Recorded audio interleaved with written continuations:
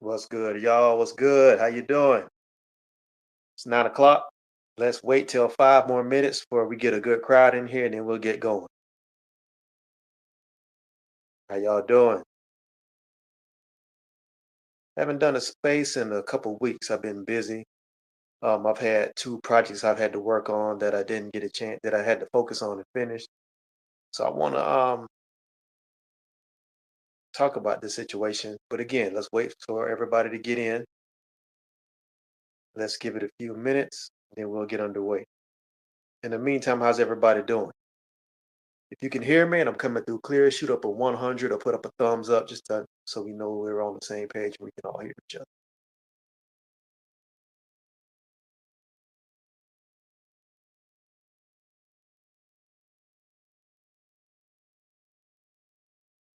Right?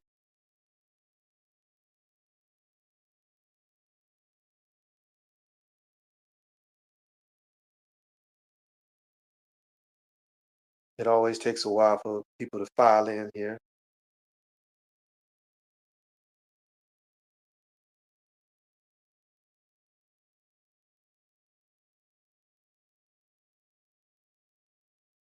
And while y'all are coming in, I'm going to put some things up in the Jumbotron so we can have a basic understanding of what this conversation is going to be about.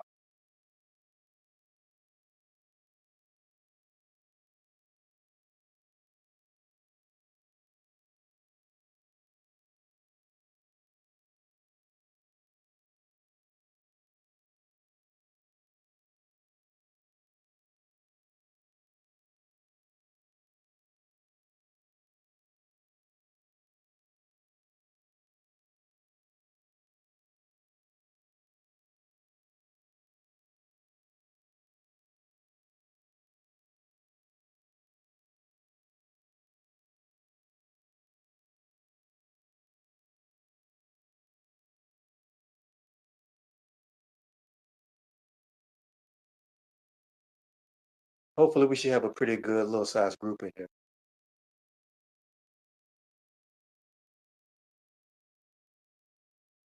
Just bear with me.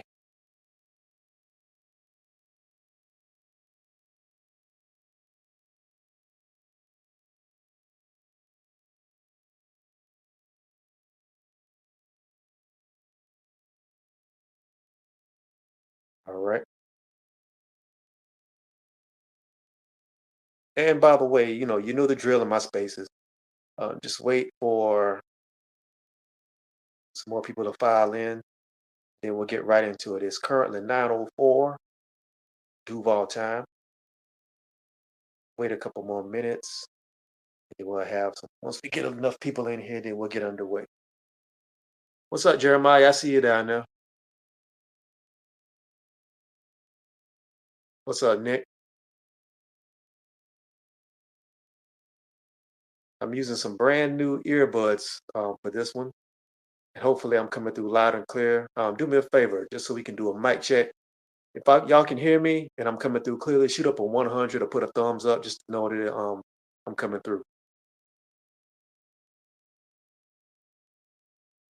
All right.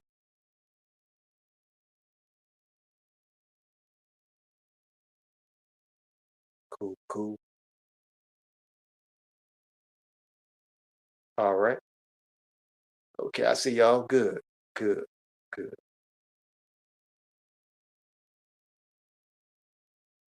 I'm going through now, sending out some invites. And I think this is a necessary conversation. I think it's one that we need to have because unfortunately, this situation is not uncommon.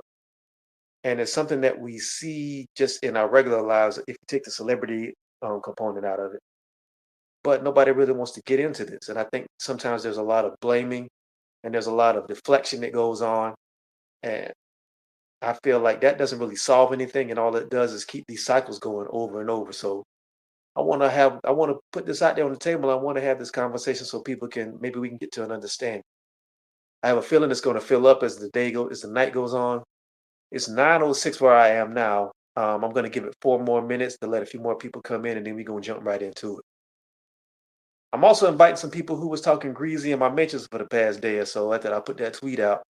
And like I always do in my spaces, I see some new people, but I see some people who know how I move. I usually send invites to people who disagree with what I say, and we'll see if they come through. 9 times out of 10, they never show up, or they stay just long enough to get offended and they bounce, um, which is funny to me too. But anyway, we gonna still do this. We'll see how it plays out.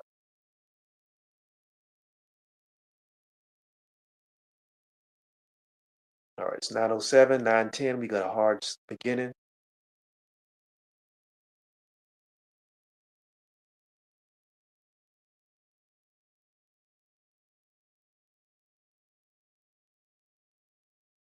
Hope y'all are doing all right. I've been away for a while because I've been outside of the projects I was working on. I was also doing some stuff down in Florida just to be sure my people was all right because they had, storms the whole way through. What's up, Trav? What's up, brother? I see you.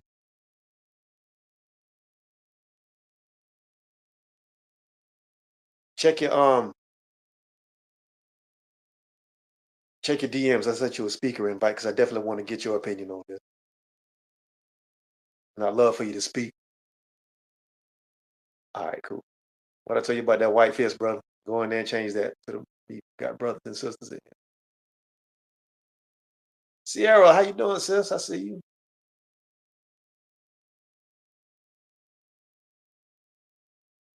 All right, it's 9:08.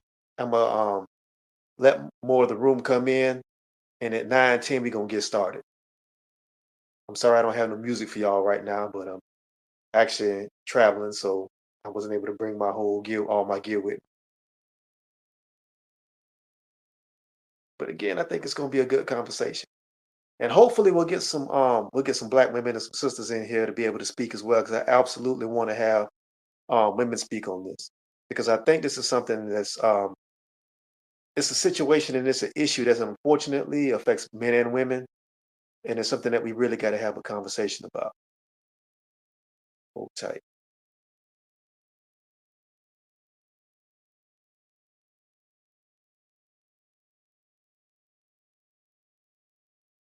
All right.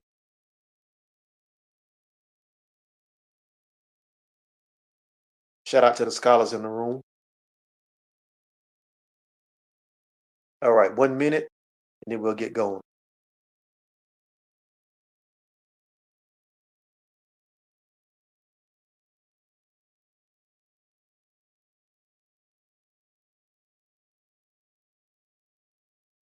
It's kind of funny because normally I've been focused on politics for the past few months, but sometimes I step out and do other conversations about other subjects. And I think because this is so important, I think this is a necessary one. I wanted to have it. And again, if you're new to my spaces, well, I'll give you the ground rules. It's about 1 minute away, so you're gonna go ahead and get it moving.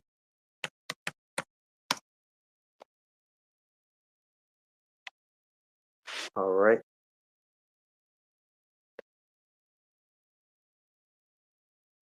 All right, it's 9:10. Let's ride. What's good, everybody? My name is Torrin Walker. I am a writer, I am a journalist, I am a content creator, I am a digital storyteller. If you look up in the Jumbotron, you can see what I do. I fight misinformation, miseducation, and anti black misandry using storytelling backed by data. And if you want to support my work, click the link in my Jumbotron up there. That's where it'll take you directly to my website. You can donate via Cash App, PayPal, Venmo, Patreon, and Zelle. All right, let's get into it. The title of this story, the title of this space is Unequal Rights and Lefts. Do we really take domestic violence seriously?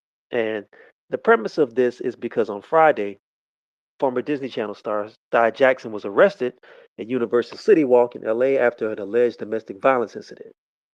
She was allegedly seen by security pushing her boyfriend during an argument. And according to the LA County Sheriff's Department, deputies determined that she was the aggressor and arrested her for misdemeanor spousal battery. She was booked and later released the same day rather.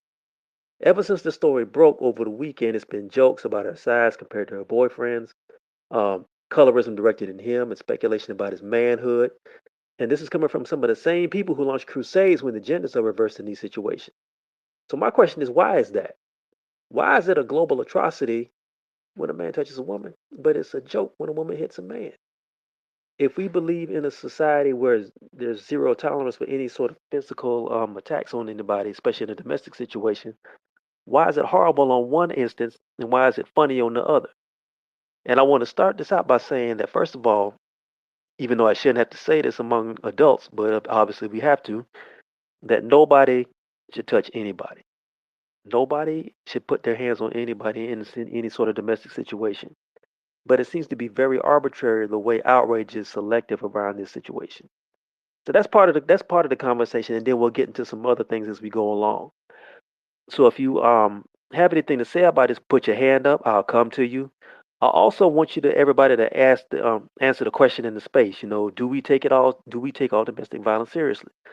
So I'll just go around the room. I'm going only to the hands to start with, and then if you want to speak, I will call you up. If you want to rebut what somebody says, put your hand up again, and I'll let you speak, and then we'll move on. I don't need no soapboxes. I don't want to do a whole thing where people get into their own personal issues to the point where it takes us off the subject. And I've been pretty cool about this through the rest of my space, but I've learned over the past few months, and I'm going to have to start getting the whip in the chair to make people act right. I shouldn't have to, but that's how I move. So here we go. Let's go first to Sierra Porter. Then we'll go to my man Travis, Dr. Hood Scholar, and then we'll go to Mr. Al. So Sierra, you got the mic. Go ahead. Good evening, everybody. How you doing? Good to speak to you, and good to speak about this subject. So, to answer the question, the answer is no. When it comes to domestic violence, it's not treated the same in society, and we see that definitely on social media. I paid attention to like the shade room comments, the spiritual world comments to this situation, and a lot of people laughed and joked about it and said, "Oh, she's little. It was just a push." But we have to understand, and I'm pretty sure everybody knows this. Like if the roles were reversed, they wouldn't, be saying that, "Oh, it was just a push." They would have been like, "Let's cancel him. Let's find out." I don't know what the young man does. I don't know how. Apparently, Sky is engaged to this young man, and they're expecting a child together, which is what they both told police. But regardless of that situation, nobody should be putting their hands on anybody. And what I notice, and this is why I don't take a lot of people seriously on Twitter, because we notice when a man is accused of something, it's automatically believe the woman, she's a victim, da da da da da. When the roles are reversed, oh, it's like, oh, it's not that big a deal.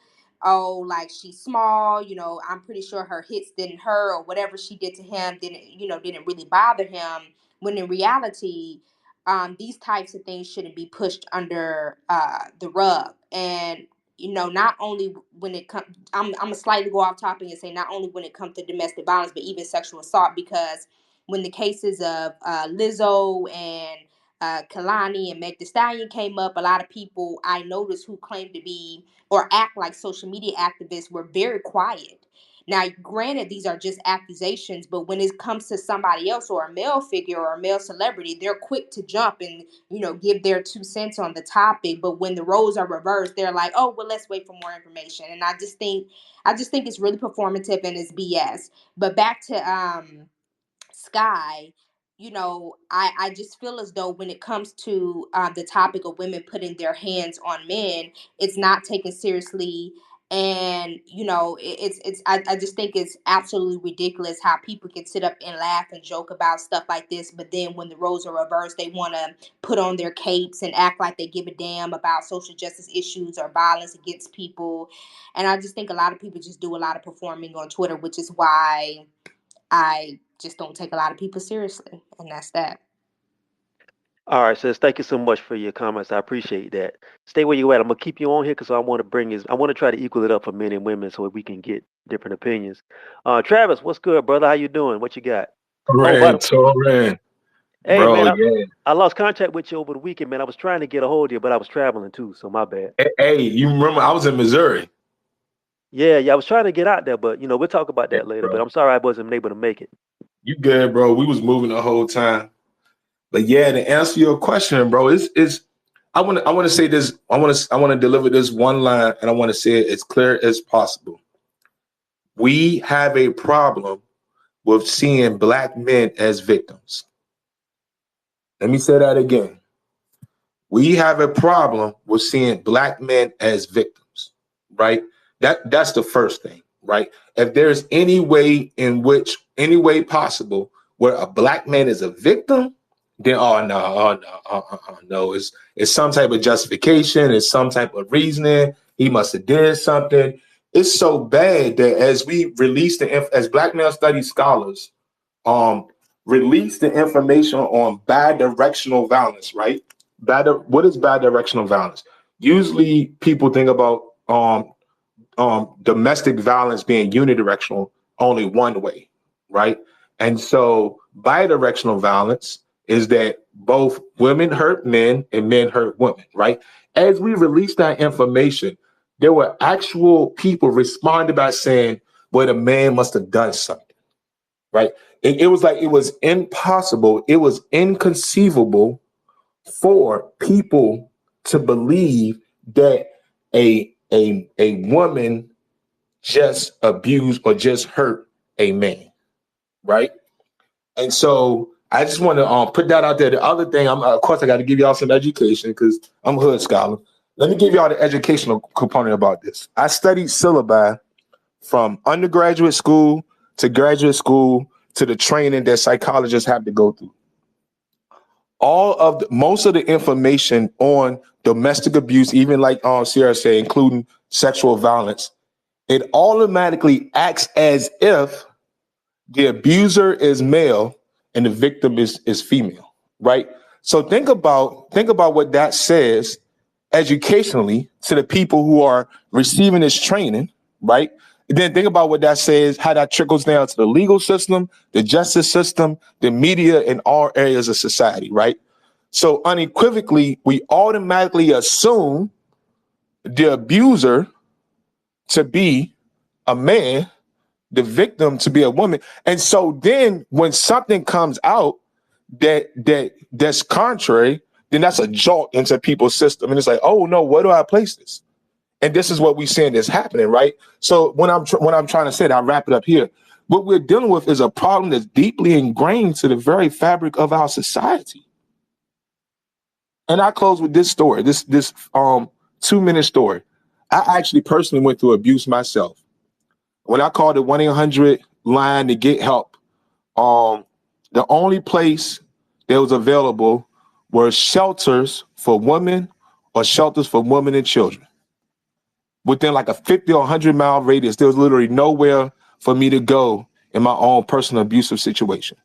And I shared this story before, so that's why I'm okay with putting that out there. But that's how real it is. That's what we're dealing with. Well, first of all, man, I appreciate you sharing that story again. You know, I know it, but I didn't want to say anything until you felt comfortable with sharing it. So I appreciate that.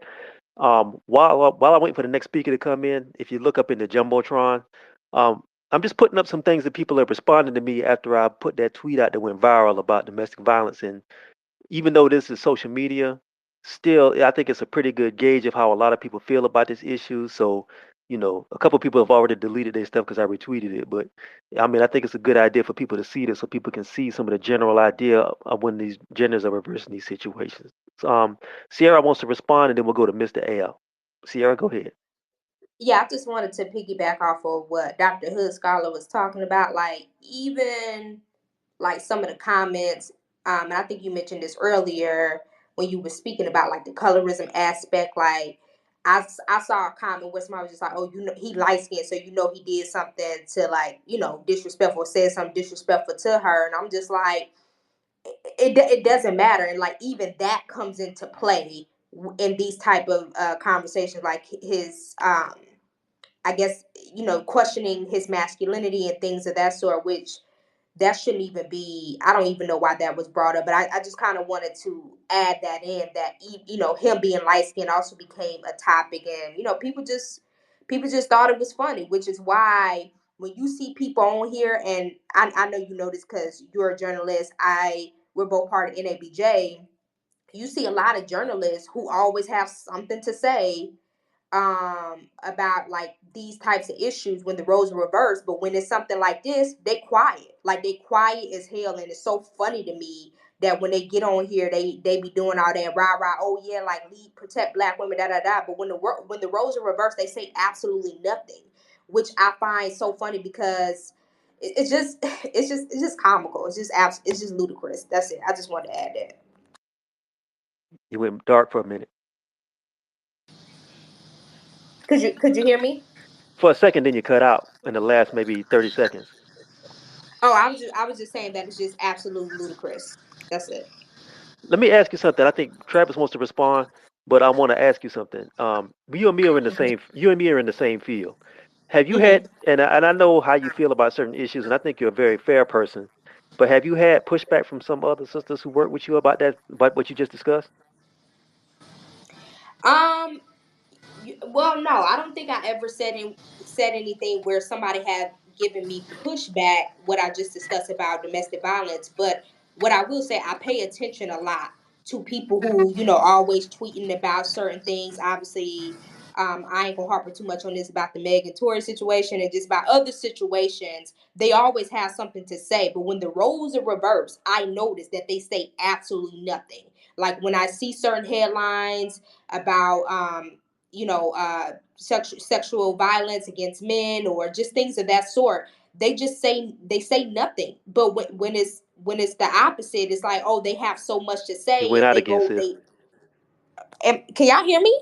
Yeah, we can hear her, Torn. I can hear you. I can hear you. Yeah, we can hear. Oh, Or okay, maybe do it's you want me me. to come Something do you happened. want me to Went go out. back She went out out and come on back my in? end for a second. You want me to go back out and come back in? I don't know, Torn. She's clear to us.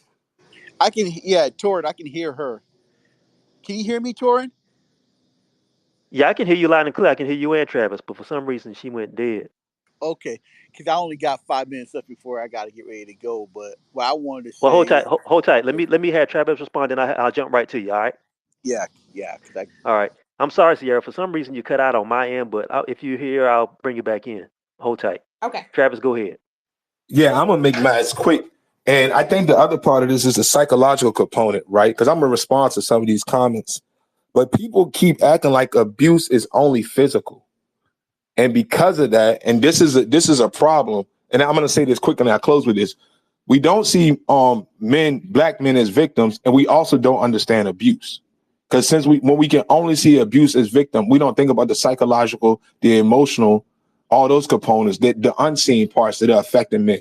So I don't know how the dude feel to have his girlfriend push him, what they was fighting about or whatever. But I'm sure that bothered him some type of way. So yeah, that's the other thing. We really want to understand abuse. We got to go beyond just the physical.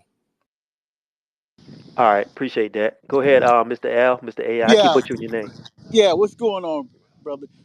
This story reminds me. The response reminds me very similar to what happened a couple months ago. That one star who was sexually assaulted publicly and everything else, and people were making fun of him when that happened to him and everything else. And you notice he felt uncomfortable. I forgot the actor's name.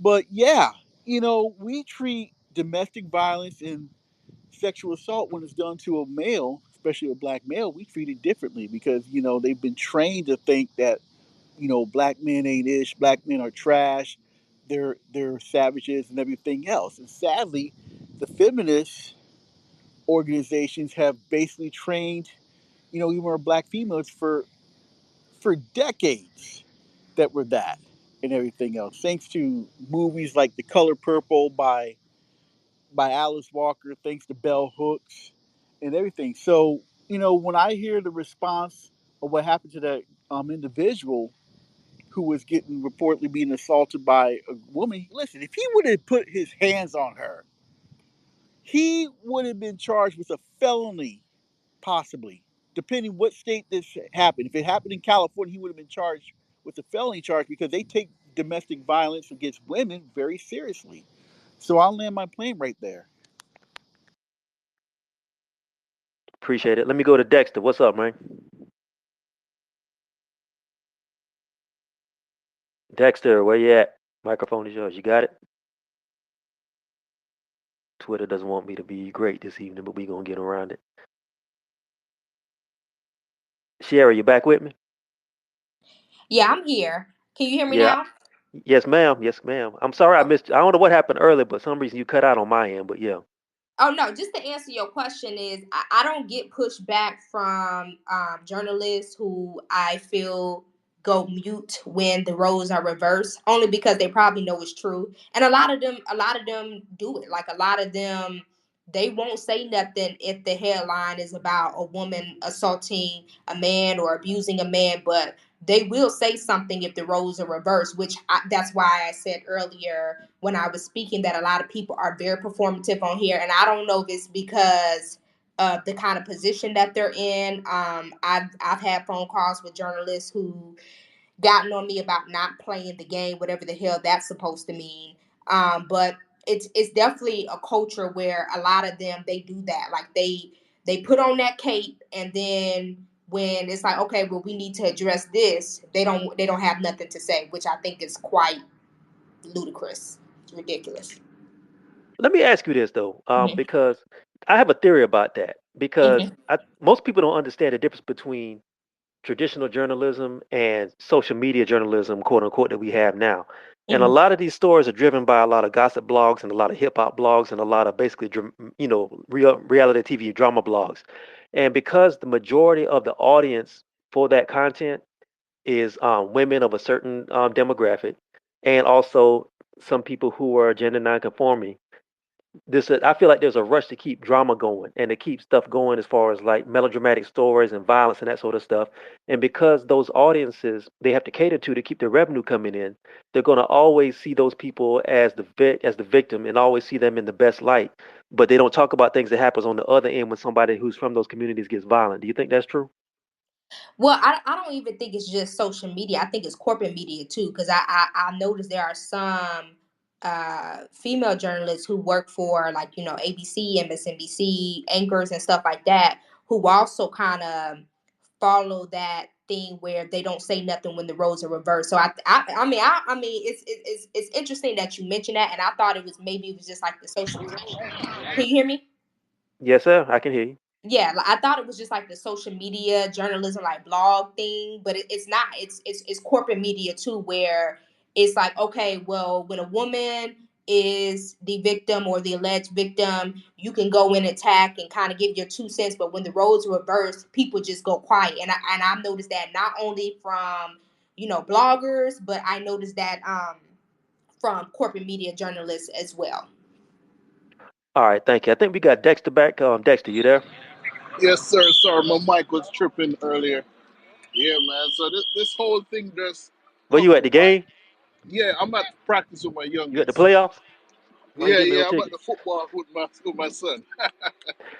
All right, man. So, question of the room: do we take all domestic violence seriously? Yes or no? No, we don't.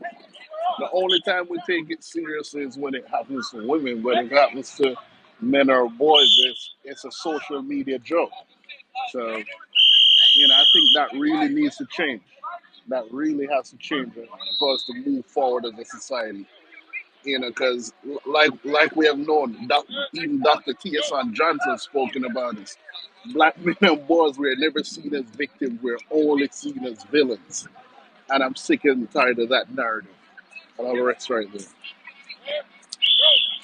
All right, I'm gonna let you get back to the game because it sounds like you suited up, like you're on the field out there. No, I'm just coaching from the sideline. All right, all right, all right. Cool. Appreciate you coming through, man.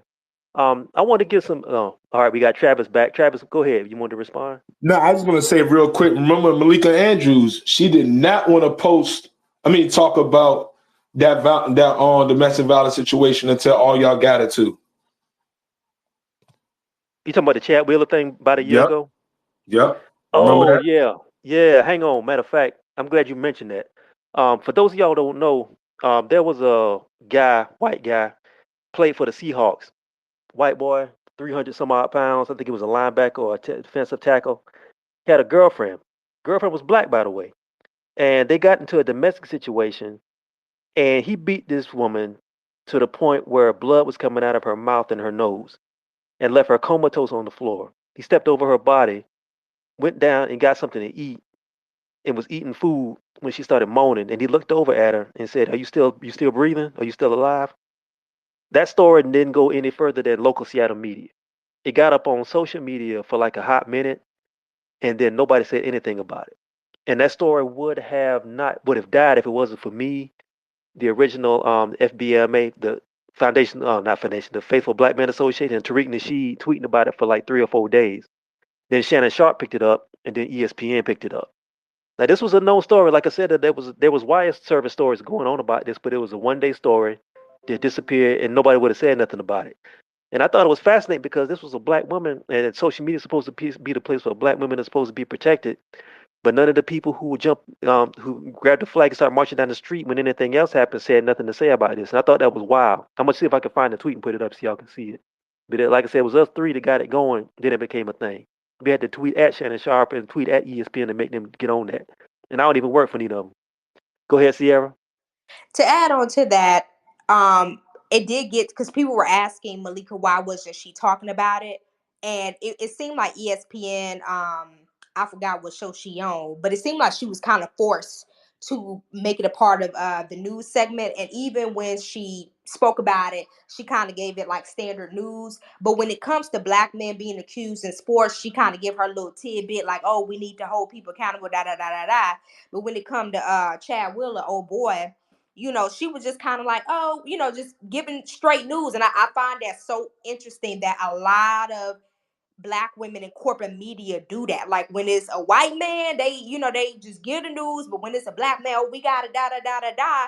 And I get it, holding people accountable regardless of their race is important, but don't pick and choose when you want to stand on business. And that's why I don't like about a lot of these chicks who be sitting over here doing the most, and then when you get up there and it's somebody of a different race, you quiet in the church mouth. Like, if you feel that way, but feel that way about everybody and not just certain kind of people. You know what I'm talking about? That's how I feel. Oh yeah, I know exactly what you're talking about. We talk about it all the time.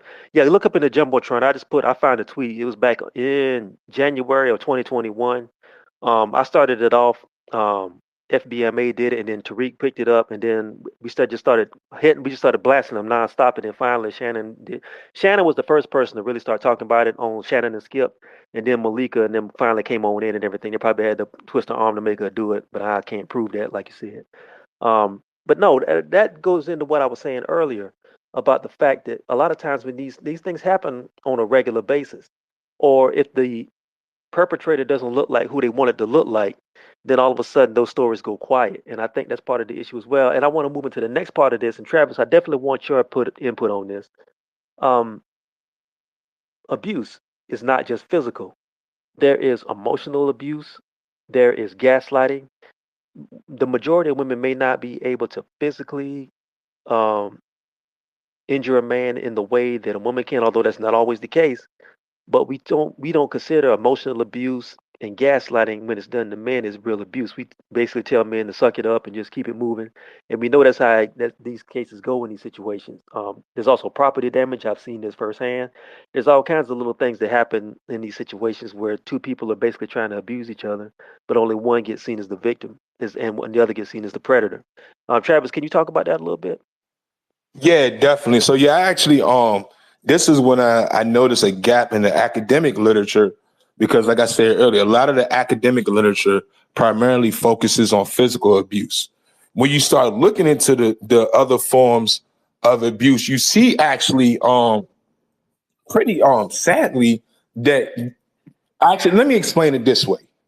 When I used to be in the military, right, they did some research on soldiers who experienced traumatic brain injury and post-traumatic stress disorder.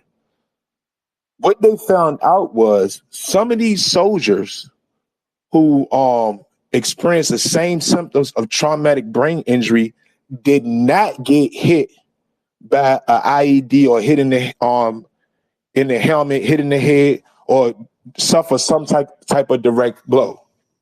So what am I saying? What I'm saying was that the stress and the pressure of the situation causes same reaction and symptoms as if they had received a blow to the head, right?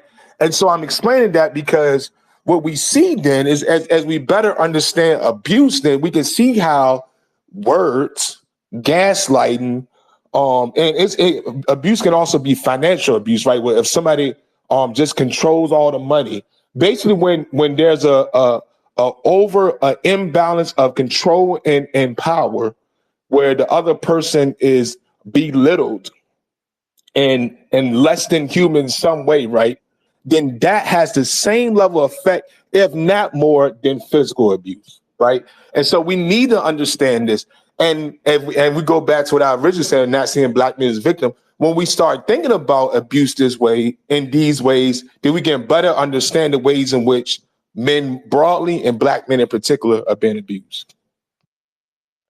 I want to pull some data real quick. Because again, like you said earlier, a lot of these social media narratives, they're not based in any reality. They're just based in vibes, and they're just based in a lot of, in my opinion, anti-black misandrous thought about what black men are worth and what they deserve and what they can tolerate. So I want to pull these data. I want to pull this data, and thank God for data because I love pulling out stats. This is from the National Coalition Against Domestic Violence. This was data pulled in 2017. 45.1% of black women and 40% of black men have experienced intimate partner physical violence, intimate partner sexual violence, and intimate partner stalking in their lifetimes. 31.8% of black women and 16.8% of black men have experienced one of the following intimate partner violence related impacts: being fearful, being concerned for their safety, post traumatic stress disorder symptoms, physical injury, need for medical care, need for housing services, need for victim advocate services, and or legal services, have missed at least one day of work or school, and have had to contact the crisis hotline. 41.2% of black women and 36.3% of black men have experienced intimate partner physical violence in their lifetimes. 53.8% of black women and 56.1% of black men have experienced psychological aggression by an intimate partner in their lifetimes. 17.4% of black women and 14.8% of black men have experienced intimate partner sexual violence other than rape in their lifetimes. Basically, this just backs up what Dr. Hood Scholar said, that a lot of domestic violence in our community is bidirectional, which is basically people attacking each other, and it's bad all around. And I want to reiterate this again. I don't advocate for anybody to hit anybody in a domestic situation. If it gets to that point, you need to get up and leave, or you need to get away from that person. What I'm saying is that if it's bad on one side of the coin, it has to be bad for everybody. Anybody who initiates physical contact in a situation like that is in the wrong, and there's no way around that. I just want I want that to be heard, because I'm pretty sure somebody's going to probably hear this space and try to make their own narrative off of it. I want to bring in a couple other speakers, because I think what we have to talk about now is the fact that a lot of times the arbitrariness of how a victim is seen and how a perpetrator is seen is something totally different depending on who is in which position. Let me see. Hang on one second. Let me bring in. And if I'm coming through clearly, put a 100 up or let me know y'all I'm coming through loud and clear. Cool. Let's wait for Twitter to do its thing, and then I'll bring in some more people. For some reason, everybody's scared to talk today. I don't know what it is. Maybe it's Wednesday. Travis, you with me still? Yeah, I'm with you. Hey, can I say something else too, though, while we're Yeah, waiting go for ahead. people? Yeah, When go it ahead. comes to the data, right? The data I would say is below numbers because so two things. One, um, black men listening to this, yes, you can be a victim and you can be abused. And I'm sharing that because when I first realized, I realized that I was being abused. And I'm saying it that way because I was being abused, but didn't know I was being abused, right? And I was hurting and I was feeling the effects of it, but I didn't know that that was abuse, right? That's the first point. That's the hugely important point. But the second thing is this. And I talked to my father, right? And talking to my father, an older black man, um, he shared stories with me that he used to always, he probably don't want me telling y'all this now. He's like, all right, don't tell nobody this. But he basically shared stories of black men that he knew who were abused. And I'm saying this because if my father is in his 70s, right? And I think what usually happens is we think about abuse as a recent phenomenon, or we think about like oh yeah, just only like young people. But how does this impact your thinking? I know it impacted my thinking drastically when I heard, oh, my father was abused, or older black men. And you think about my father being abused, then we going back to Color Purple time, right? Because my father would have been 30 when Color Purple came out. So you think about Color Purple and before. So when it was pushing the narratives of Mister, right, what was actually happening, where there were actually black men that time who were on the receiving end of being abused, right? So I just want to say that because we look at the numbers, and I think the numbers are a lower estimate than what's actually happening, right? I would say it's actually more than that. Because if I was surveyed, or if they were collecting data on me in 2012 or 2013 or 2014, I would have said, no, I wasn't being abused. But in 15 and 16, I would have answered differently because I finally realized, oh, it's possible for black men to be abused. Yeah, and there's also the fact that the average man in a situation like that is either going to keep that to himself, and he's not going to really reveal that half the time limits to himself, like you said, or he's definitely not going to do that in a survey or talk to somebody who may be counseling him because of the stigma of being a man who gets attacked. You know what I mean? And we know that. Um, let's go to Kanye 2024 disrespectful. What's up, man? What's going on, Terrain? What's up, Sierra? What's up, Dr. Hood Scholar? What's up, Nats, man? How y'all doing? How you Maintain. doing, bro? Sleepy, and I'm cold. But, yeah, my bad. I just came in here. Um, no, we don't take all domestic violence serious. Um, and the reason why they don't take it serious is because once you create a eternally victim class, it kind of is what it is. Now, there has been horrible things done to women throughout history, due to the way the family was structured and a lot of people doing the wrong thing when they weren't supposed to. However, I do like to think we've evolved past that at some point, but now the scales are kind of tipping to where like domestic violence is bad, right? We speak out against it, but they only speak out about one kind. So when you've seen Kiki Palmer, for example, right, when she beat up her baby daddy, people were trying to blame him for it. What did he do to her? Like, why is she swinging? Maybe he was cheating. And it's like there's a justification on one end, right? Whereas men, we can say, hey, you shouldn't put your hands on a woman. If you that mad, you should definitely walk away. I mean, we can make that statement without any caveat, any asterisk next to it. We can just say straight up, hey, if you mad at a woman, walk away. Don't do it for a number of reasons. A, as a man, you're stronger, right? You can take her life if you're in the wrong place, and then B is just morally wrong. You can get out of that situation.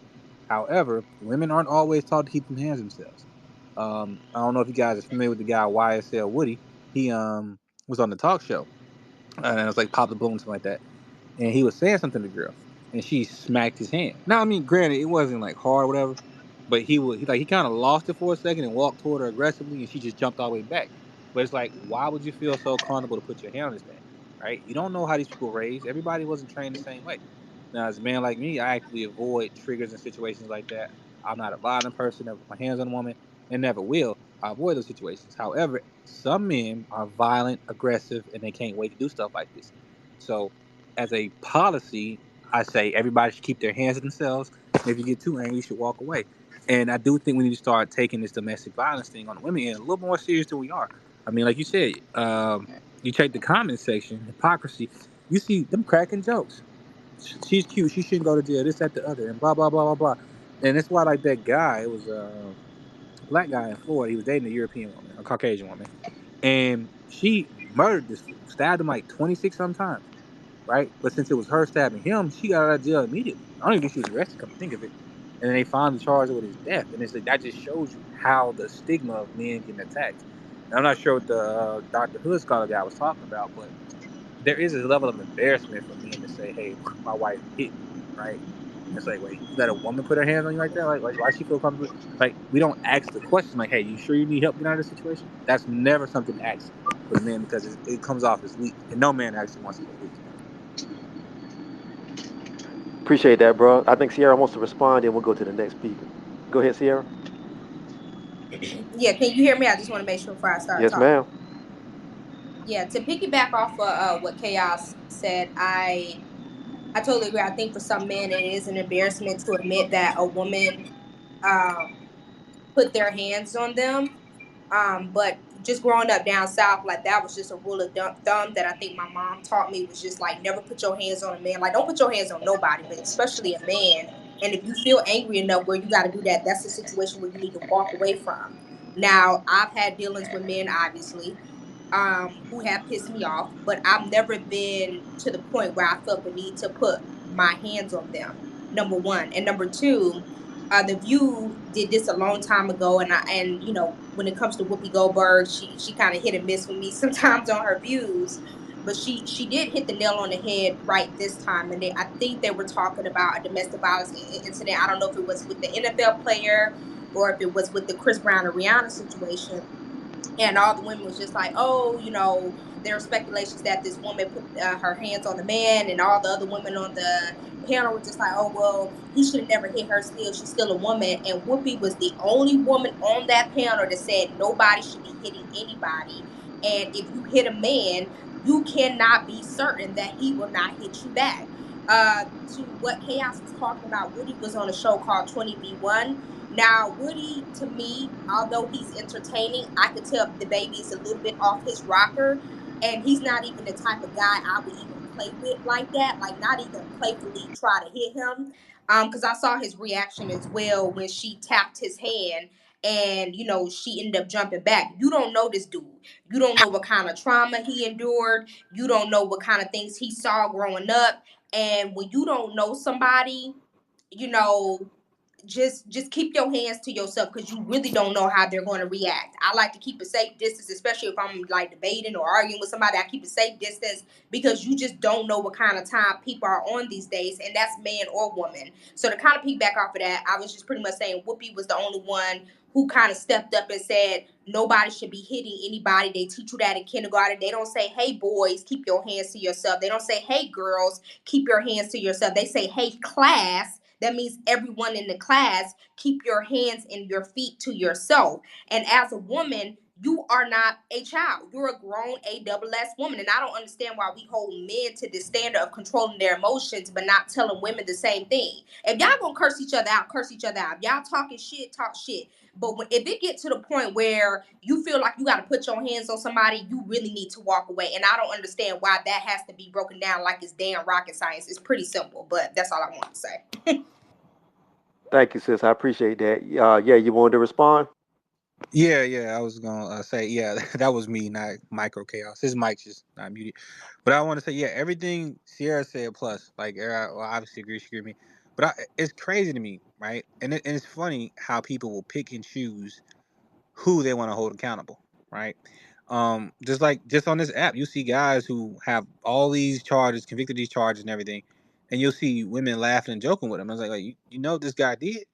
You know, and it's like, hey, are we really gonna just sit back and let this happen when nobody's gonna say anything? And then when you do say something, you know, you get called a hater and stuff like that.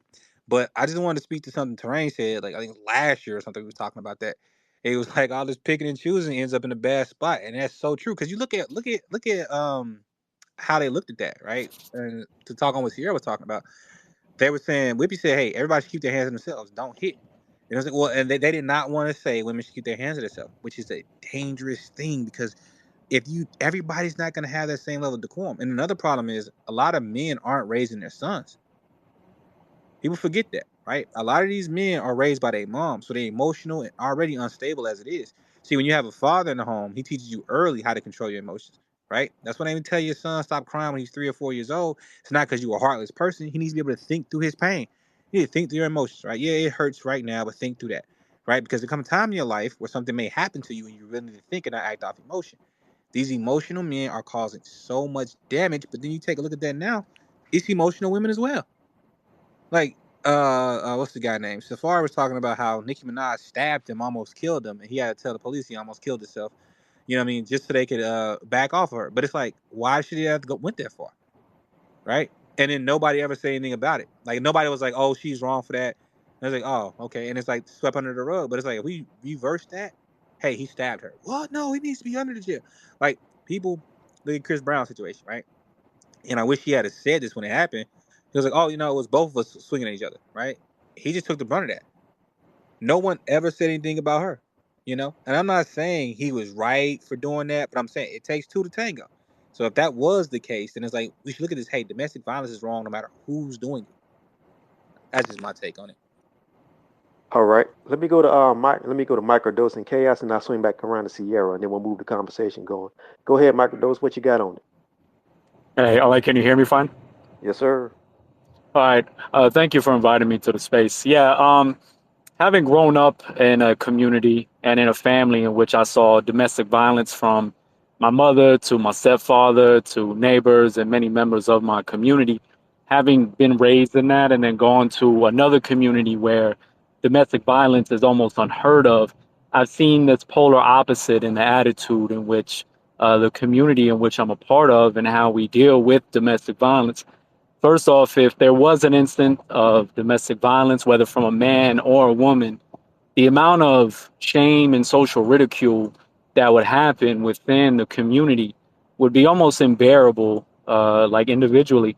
Now, I'll give you an example. A few years ago, there was a woman that stabbed a man, her husband, and the amount of shame and talk that happened within the community concerning the domestic violence was something that caused a lot of people to really reflect on it. Society, we don't really shame or shun people that are involved in domestic violence, and that's really one of the facets of it. Is that a man could beat his wife, and yeah, it might make the headlines. It might, like people might talk about it within the community, but there isn't really this shunning or this reproach that needs to happen. If a man were to put his hands on his wife within my community, man, the repercussions for doing so would be highly unacceptable. First off, members of that person's family would put hands on him within the community. He might not even be allowed to even come back in. And so in my community, man, there's not really that much domestic violence. And I see that there's a whole culture around it where it is intolerable and it's completely unacceptable. Well, let me ask you, what is your community exactly? So I belong to a Muslim community. I converted to Islam, and I see. I left a community that had a lot of drugs and domestic violence and stuff like that. And coming into the Muslim community, man, we don't have any of those problems. I see. I see. Are you NOI? And no, no, no, I'm a Sunni Muslim. Okay. Okay. Now, to be fair, now, Hmm. I don't know where, I don't know exactly where you're located, and I don't know Hmm. if you're in the states or whatever. But we got to be Yeah, I'm in the fair. States. Okay. Now we got to be fair. Now there are certain communities in the Muslim community where they have rules and regulations about how to beat your wife. Yeah, and to answer that honestly and objectively, that isn't something that's practiced within the Muslim community by and large. That is something that was in Islamic jurisprudence, and within those confines of being able to just like what's the best way to put it? To be able to have domestic disputes, there is Islamic ruling within those confines, but in practice, it's something that hardly ever happens. And if it does happen, then it is taken to the imam of the masjid or the community, and it's dealt with. And there's severe repercussions for domestic violence even happening within the family itself. No, I hear you. I just wanted to be clear about that because we can't pretend like domestic violence doesn't happen in every community because it is there. I'm not saying it's not an outlier, Yeah, but we can't sit up here and pretend like it doesn't happen no matter what community you're in. Now the responses to it may be different, but it's something that nobody is yeah, free from, exactly. and also the response to it is nobody's free from as well. I mean, it may vary, but I just wanted to be clear about that. Okay, but thank you, brother. I appreciate Absolutely, that. absolutely. Thank you, No, no doubt, no doubt. thank you. Sierra, go ahead. I know I've been talking a lot, so whenever you want me to stop, just tell me to Nah, stop. everybody else. It seems like everybody else scared to get on here, so I don't know. You good? Listen. I be having some thoughts, but to kind of piggyback off of what I think Kanye had mentioned this about the whole CB situation. Now that situation happened when I was in 8th grade, and I remember it vividly because I was Chris Brown fanned out. And I remember reading somewhere, and I think they had did a news story about it back because he had went back to Tappahannock, Virginia, where he's originally from, and they had people from the community, from his community, speaking on him, And there were men and women saying that, Rihanna put her hands on him too, and she had been putting her hands on him throughout that relationship prior to that situation happening. Now, CB obviously took the fall for what happened because he was wrong, but people swept that under the rug about Rihanna hitting him, and then it came back out. I want to say maybe in 2017 when he did his documentary, and he was telling the truth because Rihanna approved it.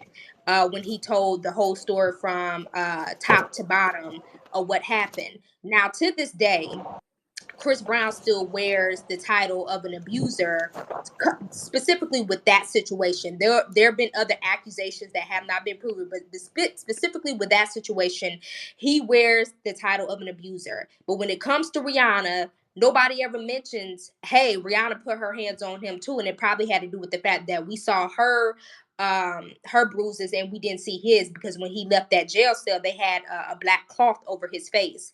And I remember talking to somebody about that, and they was just like, why do you think we never saw his mugshot from that night? Which that's another story for a different day. But I just want to put that out there that to this day, people never say, oh, that was an equally abusive relationship, because it was. They just want to have that as an example, and they continue to use him as an example of abuser, when there's plenty of men and women in Hollywood who have done the same thing, if not worse, and don't get to wear that title, i.e. Dr. Dre. No shade to Dr. Dre. I love Dr. Dre, but we gonna call it is what it is. And that's it. That's it. That's it. Cook. Everybody know Dr. Dre beat up D Bonds. Everybody know Dr. Dre beat up Miss Chalet. And to this day, don't nobody in Hollywood say a damn thing about Dr. Dre or to Dr. Dre. You don't never see when he wins something or when he at the Super Bowl. Don't nobody bring it up. But when it comes to Chris Brown, he can do whatever. He can say whatever. He can cure cancer. And they're going to be like, remember what happened in 2009? So I just feel like everything is real performative. And I'm like, we have to give everybody the same energy if that's what you're going to stand on. And that's just I period. will say this as a sidebar. I actually went back and watched Straight Outta Compton a couple of days ago again. And it's kind of funny how they tried to portray Dre as like this. I'm just a kid who trying to do music and everybody around me crazy, like he wasn't in the mix of all that stuff that was going on. I'm just Listen, Charlamagne said he was portrayed as a superhero, and I'm like, bro, we would have respected you more if you was honest about your story, because everybody know the story. But I'm just like, Dr. Dre, we love you musically, we love you, but bro, like, just be honest I'm about just your past, because everybody And I'm got just see, one. It I'm is what just a it little is. kid. I just want to do my music and everybody wilding out. But like he wasn't out there with everybody. you know what I find amazing is like, and He that's what I'm also doing early. one more thing. He ain't walk up on no shelter when I'm out neither. That was a lie. But anyway. Yeah, no, that's funny. Made him look tough. But I said before the movie even came out, it was gonna be about Easy E, Dre, and Q. Man, that's exactly what it was about. I mean, the other niggas didn't even exist, despite having a large impact in keeping the group Hey, don't together. sleep But on y'all be sleeping on don't sleep on Ren. Ren I was fuck Ren with was Ren. You know what I'm saying? You see Ren Ren was control all the They magic. don't know. They don't know nothing about Ren's solo hits. Yeah, They Ren was don't just know yeah, nothing about Ren was just that. as fire. Ren was just as fire as a Cube. He just didn't have the charisma that Cube had. But he was yeah. fire on that mic. Quiet on the set, still be hitting. But go ahead. Man, what you know Right. about that? When Q left the group, Ren was He pushing the he pen. wrote he That's wrote that's all what the they easy don't stuff. know. Look, like okay, all right, not Exactly. to get too sidetracked because I can talk about this all day. But that's what I was alluding to earlier. Like people pick and choose who they want to hold that label to, and you take a look at it, right? I was just reading this thing earlier. I mean, I do a lot of articles, and I'm sure Terrain's heard about this. This is Blake Lively. I'm not sure if you guys know who she is, right? She is a actor, Ryan Reynolds' wife, the guy who just played in Deadpool, right? It's a movie coming out. It's like Floral or something like that. It's about a woman standing in a domestic abuse situation, right? She is on tour, smiling, promoting it, making light of it. And but the guy who plays the abuser is talking about it like, this is really serious and trigger warnings and he's doing what he can, but her promotion of it is very different. And they still found a way to blame him for her being lighthearted about a domestic violence situation. And it's like, wait, he's saying that it's something serious. And she's like laughing and telling people to wear floors there. And it's like, what are we doing? And it's like even portraying a domestic abuser, you know what I'm saying? In a film that's supposed to be educational about it is almost wrong, right? That's how hard we pushed against the males, right? And rightfully so. I'm just saying we got to add some of that to the women, right? Because you take a look at, I think the Dr. Dre situation, right? Even in that, the lady, her claims, Dre was like, yeah, she used to hit me too. You know what I'm saying? Well, it wasn't just one sided, but like you said, we don't hear about that. You don't hear about like even Solange in the Jay-Z situation, right? She's clearly punching him, kicking him in the elevator with them heels, right? He's just putting his hands up. She got very little, if any, flack about that, right? And it's like, all right, so we really gonna walk around like this? And I'm just saying, there's a certain danger to it because there are a bunch of men out here, right, who weren't raised at the level of integrity we have, right? Who will look at that situation and say, I refuse to be this person. You take a look at some of these YouTubers and stuff like that on these podcasts, and they talk all day long about how they can't wait for a bitch. I mean, excuse my language, a woman to try them so they can lay them out. And then you see them pushing and punching women and stuff like that. You're like, wait, what's going on here? Like we have to like Sierra said, it used to be a certain level of shame when you did something like that, right? Um, and I think The Color Purple. I was talking to my uncle about it. He said that was the most terrible movie ever, right? He was like, that wasn't what's going on back in the days, right? It was heavily exaggerated, and of course, most people are gonna play the victim just because. Now, I'm not saying domestic violence is never okay. It's never okay, never accepted, and that's why I like what Terrain pointed out. Certain religious groups do okay violence against your woman. Certain laws on the books are still there for that, right? It's not right. We shouldn't do that. But people will justify all type of stuff if you give them the outlet to do it. So I think we And I got to want push back. and Okay. I want to say this. I'm sorry, I didn't mean to cut you off, but I want to say this too. I'm not um for the brother who was on earlier. That's not just something that's in Islamic religion either, because there was a lot of schools of thought, like in a lot of fundamentalist Christian denominations in the 1800s up until the mid 1950s, where it was like you could physically correct your wife and everything, and I can pull that information up and put it up. So I just want to be clear. It's not just stuck on one person. I'm just saying across the board. Actually, Sierra gave us a really good segue because I want to get into the next part of this conversation. I want to call it the Black Boogeyman versus Massa and Carolyn Bryant. And we can't have this conversation unless we compare the way Sky Jackson has been, the response to Sky Jackson and her situation, without comparing it to Jonathan Majors. I don't have to get too deep into this because we've all seen it. Um, Jonathan Majors is the first black man I've ever seen who damn near went to jail for running away from a white woman. We can get into the conversation of how what looks like predatory behavior from a black man, especially a huge, large, well-built black man with a tiny white woman, who, in my opinion, and according to by the court's opinion as well, just to a certain degree, was not physically abusing this woman. There was a mutual physical altercation that happened. She started acting a fool. He picked her up, put her in the car, and then got away from her, but she wasn't injured enough to jump out of that car and chase this man for 6 blocks who was running at top speed. She should have been in the Olympics if she can move like that to run after a dude and then go hang out in a bar afterwards. But that's a whole nother conversation. But we got to talk about, who do we see as victims and who do we see as perpetrators? Was Jonathan Majors a victim or was he a perpetrator? Why is he seen as the big black boogeyman, whereas Scott Jackson, who is somebody who obviously is 4 foot nothing and weighs 10 pounds, seen as somebody who can't really do any real damage.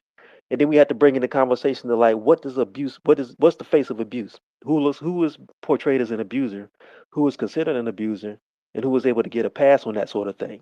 And we'll get into that. Sierra's got her hand up, so I'm gonna let her speak, and then we got some more speakers who seem to want to come in. I seem like everybody waking up. Go ahead, Sierra.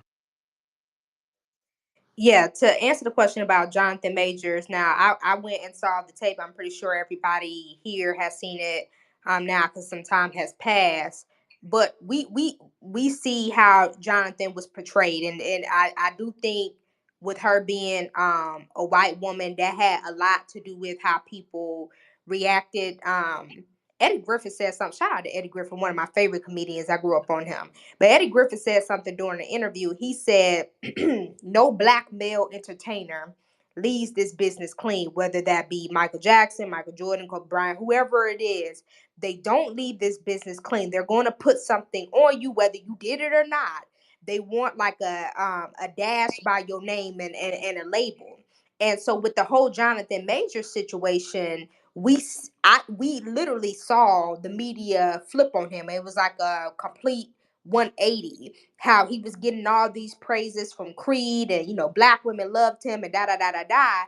And when that situation happened, we saw those same women who were singing him praises, even after seeing the video, continue to label him something that we clearly see is him trying to get away from this woman. Now, whether certain things I've heard in the industry is true or not, the fact of the matter is what we saw in the video of this was this man trying to get away from this woman and her literally going after him. And I just don't understand how I mean, he top speed for lost. 6 blocks.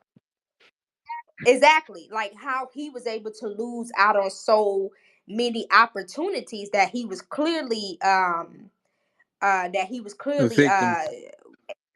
a victim, and he was able to do. And it's just interesting. And I do think that people in media have a habit of painting black men as the boogeyman. And I said this in a whole nother space, maybe it was like in a hip-hop space, but I always said that I knew early on in my career when I started working as a journalist that I would never get to the level of Gayle King or Oprah Winfrey. And the reason why I said that is because women who work in media, in corporate media, or black women in corporate media, there's often this push where when a black man is accused of something, or even, if it's looking like, okay, it may not be what they're saying it is, they still continue to push that narrative like, oh, you better watch out for him. I heard he do this. And I just don't understand it. With Sky Jackson, we see people, oh, well, she's only 90 pounds and she's only this and she's short and he's tall. I'm a short woman, but I know if I was pushed to a point that I can really do some damage. So they ain't really got nothing to do with it. It's just that people just pick and choose who is a victim and who isn't. If they like you, and even if you lying out your behind, they gonna ride with you. And if they don't like you, even if you innocent, oh well, that don't matter because you probably would have did this and you probably did something and you probably cheated. And it's always, oh, he probably cheated. Well, if he cheated,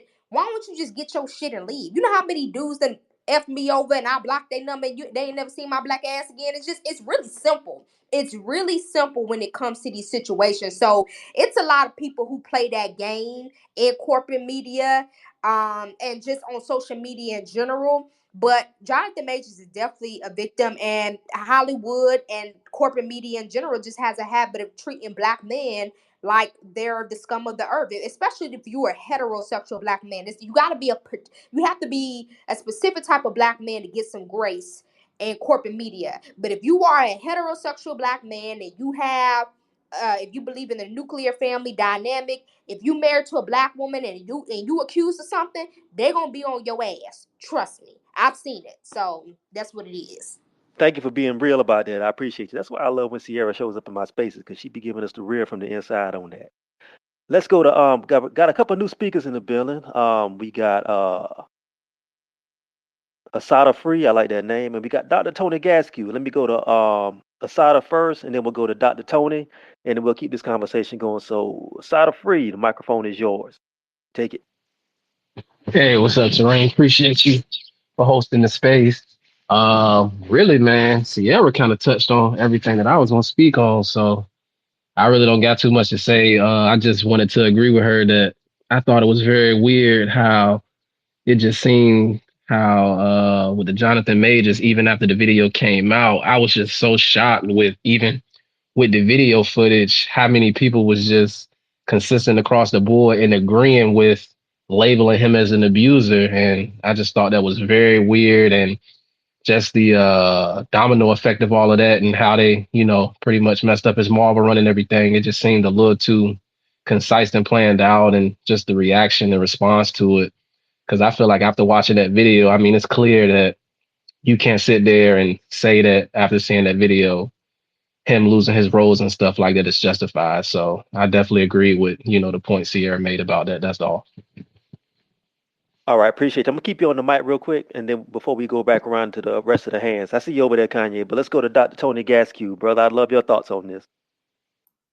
Yeah, if we want to understand this better, we don't have to look any further than the historiography of domestic violence, and specifically the third wave of feminism in America.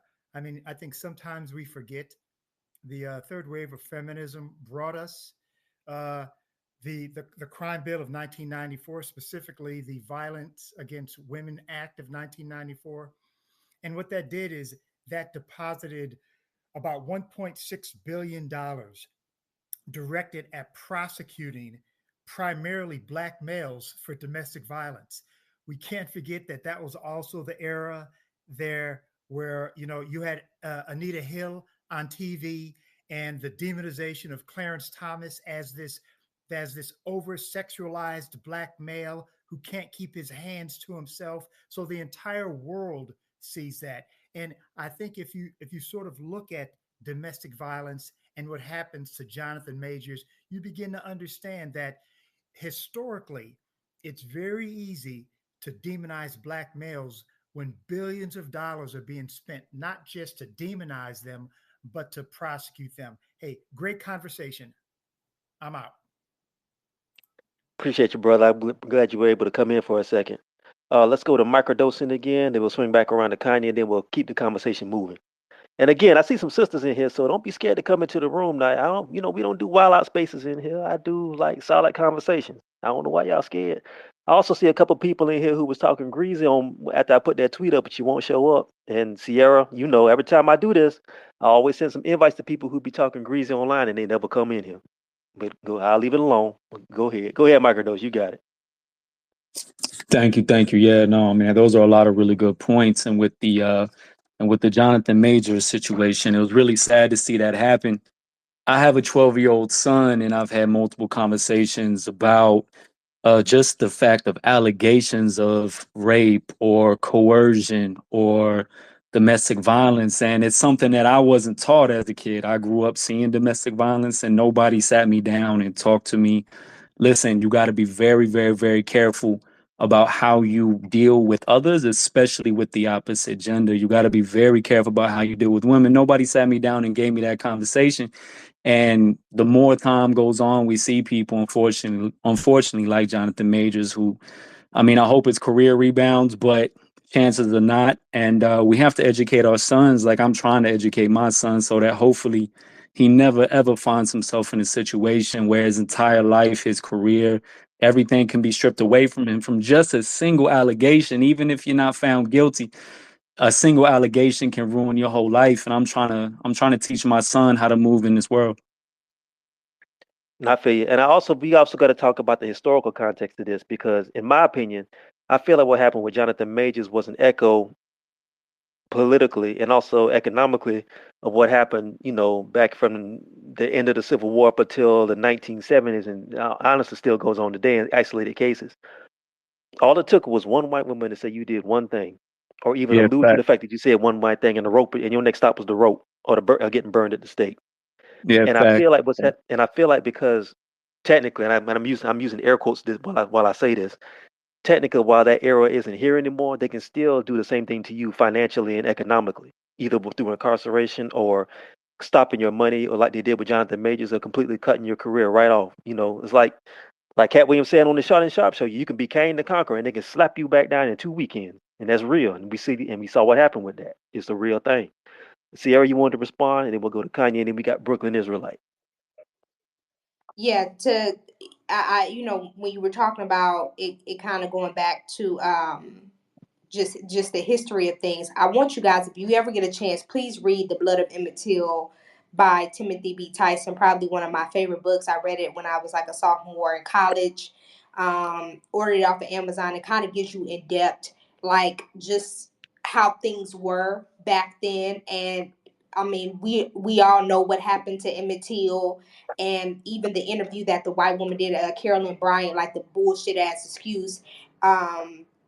That she gave when she was speaking to Timothy. Like just really read your history. I think to kind of piggyback on what I think Tony said,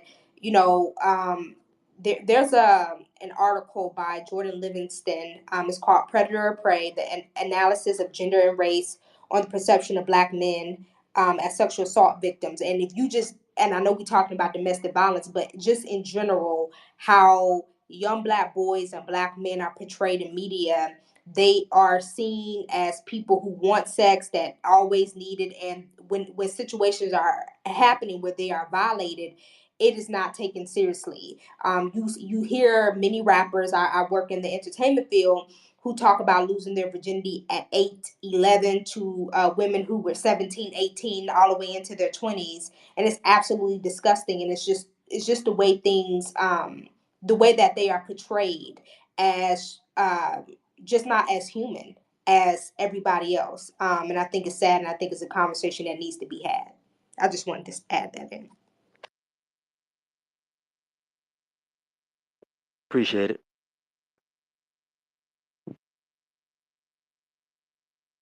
Thank you for saying that. I want to go to the second part of this conversation. Now, we talked a little bit about Jonathan Majors and hit that and the fallout from what that situation he was in. We also got to talk about. Now, I want to talk about Dana White. If you don't know, Dana White is the head of the UFC MMA.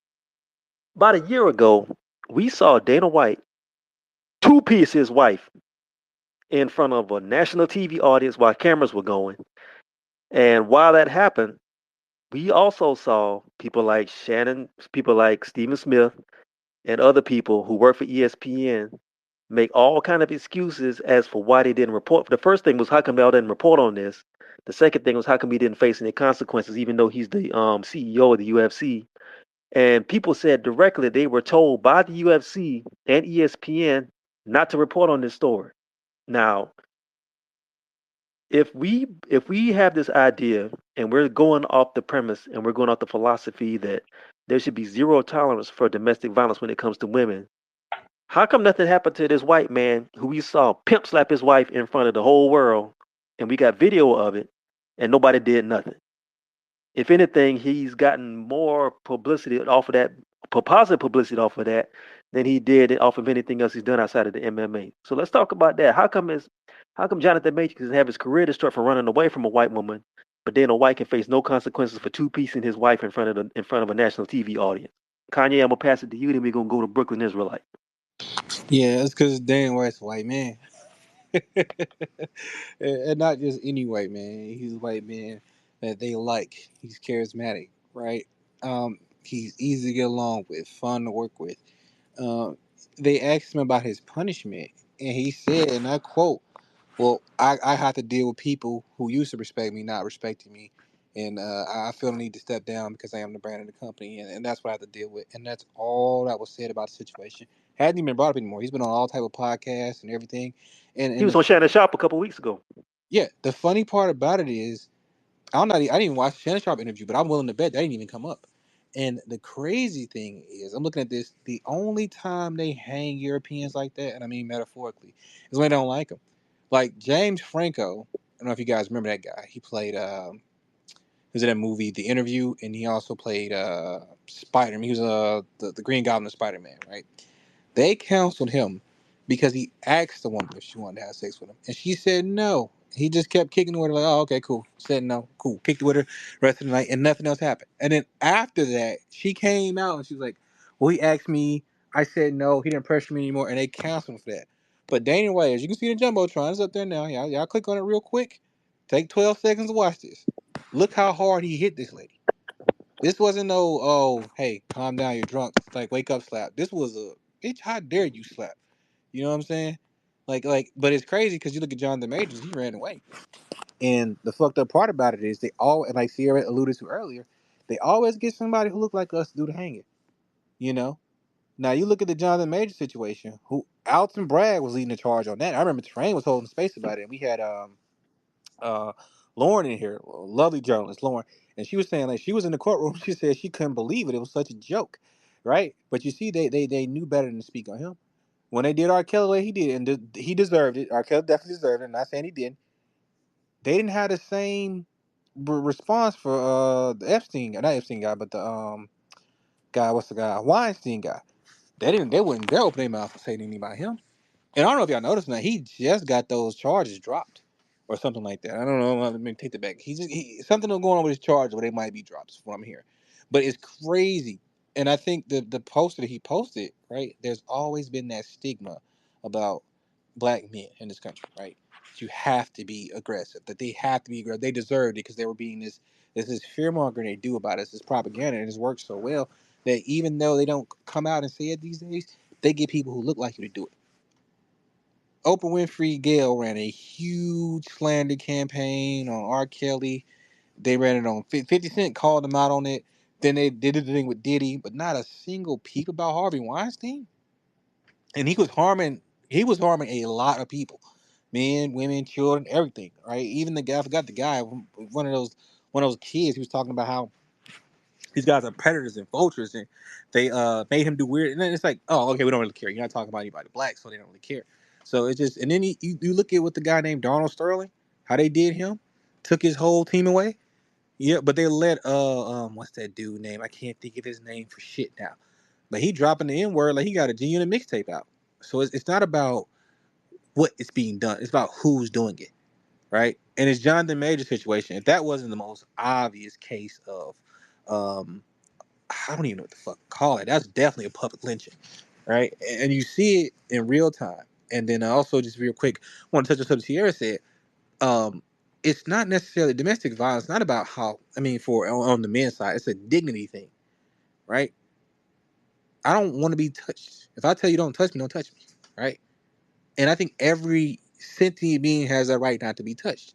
So it doesn't matter that Sky Jackson is small. She's trying to cause harm. It's the intent behind it. Like, are you trying to harm me right now? No, you shouldn't do that. Keep your hands to yourself. But yeah, no. But I don't want that to be lost though, Terrain. That's a damn good point. I was gonna bring that up too. Dana White slapped the shit out of this lady, and gave And that's himself not a no, and that's not no small dude. They know White used to be a bodybuilder and a fighter herself. You could look at the footage. She slapped it. She damn near went to the floor from that. and gave the excuse when asked about it in the press conference with the utter assurity. Well, I don't think the company would benefit from me stepping down, so I'm gonna keep running the company. And my punishment is, I'll have to lose some friends who are really close to me. Ain't he ain't lost a single friend. Like Not it's even like that. really. Not even that. You know, like a couple months later, he started the slap league, right? This God damn it, Terrain, get out of my head. I was just about to add that at the last. Now he make money on people slapping each other. Men, women. He went on a Shannon Sharp podcast and bragged about. I saw a clip on YouTube Shorts. He's like, "Yeah, I got a bunch of copycat leads." And well, that makes you bigger. Yeah, it makes me bigger. Like you got big off slapping people. That's correct, man. But let me stop. Jonathan Majors couldn't start a get her in the car routine. Oh yeah, they say he's milking it. But but thank you, Terrain. That's all I wanted to say. That's crazy. But Sierra's been on point. Y'all be sure to follow her. Y'all retweet the space. Come on, y'all. It's a good conversation. We not arguing, we not fussing. It's good conversation. Retweet the space. all right. Appreciate you, my man. Let's go to Brooklyn Israelite. What you got, brother? Hey, my fault, brother. Come back to me in a few minutes. You sure? I know you be doing that when I hit you up, man. You good? Phone I good and think all I that? only did that once before. My bad, brother. No, you did it about 2 or 3 times, and I hit you up, and you be off in the Z ether someplace. Oh, that's my fault. Hey, I'll be running around trying to multitask. You know the drill. Mm-hmm. You good to go now? You want me to swing back around? Yeah, just swing back around to me in a minute if you could. All right. Um, let's see. Let's go into even though we talked about it earlier, let's talk about celebrity exceptions. Like some other people brought up earlier. Solange's career probably like quadrupled after she kicked the shit out of Jay-Z in that elevator, and ain't nobody call her an abuser or nothing like that. There's Beyonce also sang about it. yeah, there's That also $5 billion. I'm like, damn. yeah, you see what I'm saying? And there's also a couple other people this has happened to. I don't know. Some of y'all may remember, some of you may not because it was like a 2 day story, but I got a long memory and I remember everything. Um, the actress who is actually tied to Hollywood royalty, believe it or not. Um, hang on one second. I just want to be sure I have this together because I want to pull this up and so you can read it for yourself. Um, Emma Roberts, who's the niece of Julia Roberts, got Oh arrested yeah. about 10 or 12 years ago because she got into a situation with her then boyfriend on a film shoot in Canada to the point where they to the point where dude's face was bleeding from the way she had attacked him and everything. It was a 2 day story, got hushed up, and her career nothing really happened to her at all. I mean, basically, it's kind of like a story that they made go away, and she hasn't suffered any sort of like professional consequences from that. Again, I mentioned Solange, and we know how that goes on. And we see it happen all the time in like some of the reality shows that I don't watch, but apparently one of the quickest way to come up is become a wild ass girl on a reality show like on Zeus Network or something like that, or get in the shade room and you good to go. Doesn't matter who you swing on. So I want to talk about that. Why are there so many celebrity exceptions to these situations if we have a zero tolerance policy about domestic violence? Sierra wants to speak again, so I'm gonna give it to her. Yeah, I think somebody had. Thank you so much. I think somebody had mentioned that it's not the act itself; it's who's doing the act and whether or not Hollywood has given you this stamp of approval. Some people they get into certain clubs in Hollywood, and if they do something, they get a pop, pop on the hand, and then go about your business. With the whole Emma story, I remember that story, and I think I literally saw it like somebody had put a compilation together of domestic abusers in Hollywood, and it like popped up like she was a part of the top 15, top 20, something like that. And I was like, I've never heard this story before. This is my first time seeing it, but it just goes to show that that type of stuff, because of who she is, got swept under the rug. Even with Dana White, I think Stephen A. Smith, when the story had broke, I correct me if I'm wrong, but I think he said something to the effect that like, oh, that's my homie, that's my friend, something like, just something like, oh, we real close. And even though he said he was wrong, he kind of started off his whole segment, making it known that that's his friend. Had that been somebody else, he wouldn't have said that. So I just found like that real strange, like the feminists in journalism, like the feminists in media, like they didn't check that shit. They didn't clock that shit. It was a lot of people quiet about that.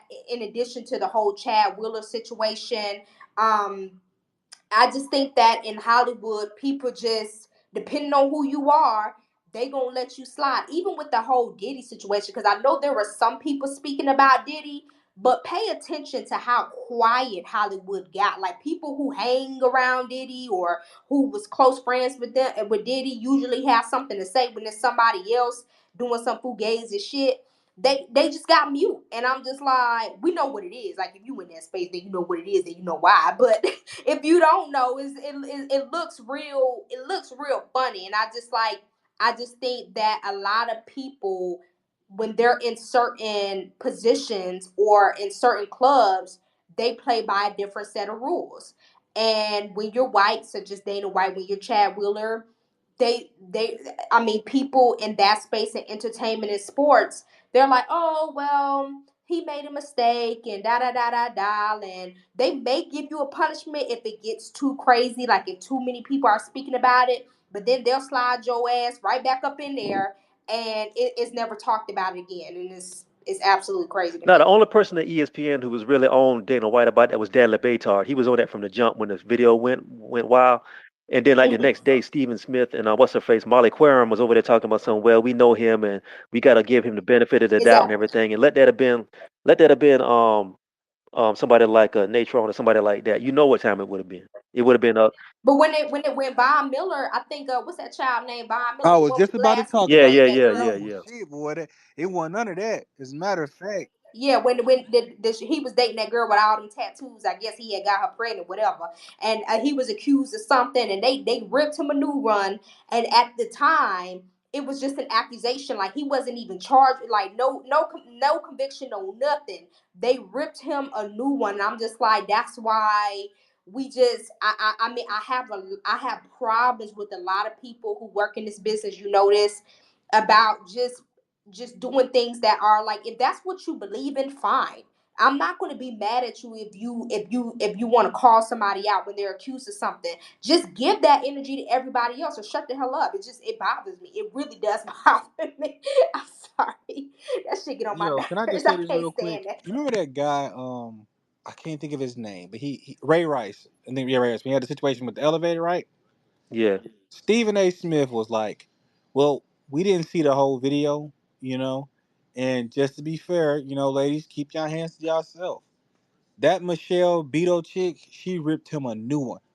Oh, I might not just. And then she was being very like, oh, I shouldn't wear this because who knows what might happen.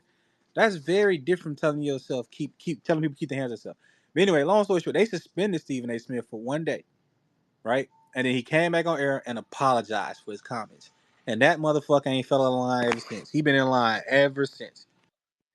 They gave him a good stern talking to. But you better get your ass back in line. That's what they do. That's what they do. When you see them coming back on the news the next day apologizing for their honest opinion, even though it's an opinion type of show, you know somebody took their ass in the back like, hey nigga, you don't want to lose this check, you don't want to lose these endorsements, so you better get back up there and apologize and act like you got something. You know that, you know how I go. You know how I go. People who know. Yes, remember when you could be somebody who doesn't even have any history of that stuff, and they'll still find a way to make you out to be the boogeyman. You remember when LeVar Ball got into it at ESPN on Steven's show with that chick? I can't think of her name. She said she started Molly. doing, yeah, she started doing her. Started Are crying you and shit. threatening me and everything like Miss Millie from Color Purple? You know what I mean? They'll try to put you into that situation even if you ain't did nothing. You know what I mean? Shawty was, first of all, LeVar wasn't even looking at that white woman. He was talking about he was scared of her, and he should have been scared of her because all she got to do is run to the police and say he did something to her. But he kept his back turned and kept on looking at old boy. And just because he wasn't acknowledging her stupid ass opinion, she got in her feelings and started literally look like she was about to cry. Like, girl, like which like it just be that why like when you in some types of situations and you a black man and you work in sports and entertainment, you gotta tread lightly with them folks. Cause they gotta do, they get all they eyes start watering, they start turning red like a cherry, and then next thing you know, everybody coming after you on social media talking about why you threatening her, why you intimidating her. You know Yeah, how it it was go. Christine Lay because basically she was talking greasy about him and the way he was raising his kids. I wouldn't want to talk to her neither. Yeah, He he told her to said stay. stay in your lane. Yeah, but let me go to the next speaker. We got Brooklyn Israelite. Hopefully he's up now. Brooke, what's up? Yeah, shalom, peace, brother, peace to the space from the ISUBK. Hey, bro, you've been killing it with these tweets lately, man. You was right on point with this one. Nah, for real, because this is the exact conversation that we need to have on that. Um, and to the point that you were just making, yeah, like we should expect white people to have a double standard. We should expect the white man to cover for his fellow white man when he's beating his wife up and down the street. They've been doing that as long as they've been here in America. But this aspect of the hypocrisy and the different discussion that happens, and we all knew what was going to happen as soon as we clicked on that and looked through the comments. We knew what we were going to see, right? And this is prophesied. They have been completely successful in breaking down our community and turning our women in against us. And that's the main thing that we got to fight to rebuild our black community, is to have real true masculinity, real order, and real actual community. The scripture says in the chapter in Deuteronomy that prophesied what it was going to look like when we were in America in this oppression under this white man. It says, "The tender and delicate woman among you, which would not adventure to set the sole of her foot upon the ground for delicateness and tenderness, her eyes shall be evil toward the husband of her bosom, and toward her son, and toward her daughter." And that's exactly what it looks like today in America amongst our people. And that's the top problem. They've succeeded with the shit they've been until we see it for what it is. They're gonna keep succeeding. I'm gonna let it rock there for now. All right, appreciate you, brother. We got Microdose back. And again, I see some other people in the room. If you want to speak, put your hand up. I'll be sure to come around to you and everything, and I'll let you have your say. And I wish we need to get more sisters in here. If you can't have Sierra out here being the only woman in the room that's talking now, y'all got to stop being scared. Y'all talking them tweets, so come talk in here. I'm right here. Microdose, y'all go ahead.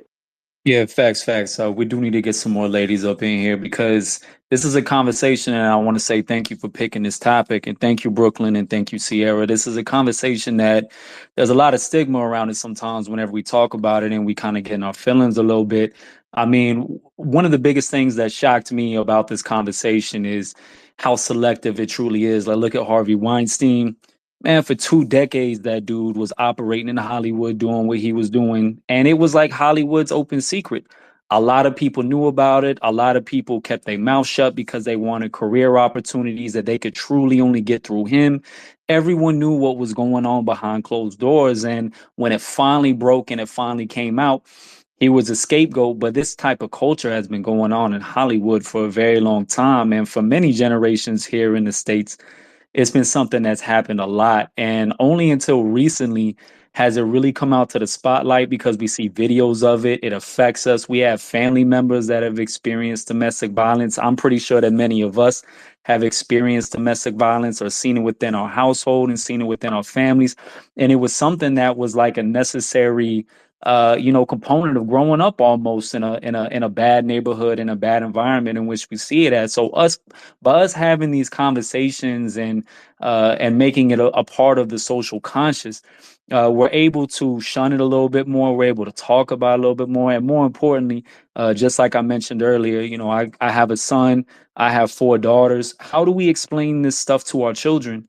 How do we educate and teach them so that the next generation that's coming up doesn't have to be victims for this kind of stuff? I mean, we have to educate our kids. Like I said, my son, I have many conversations with him, but my four daughters, like, we talk about this stuff openly. I have a 6-year old all the way up to 12-year-old daughter.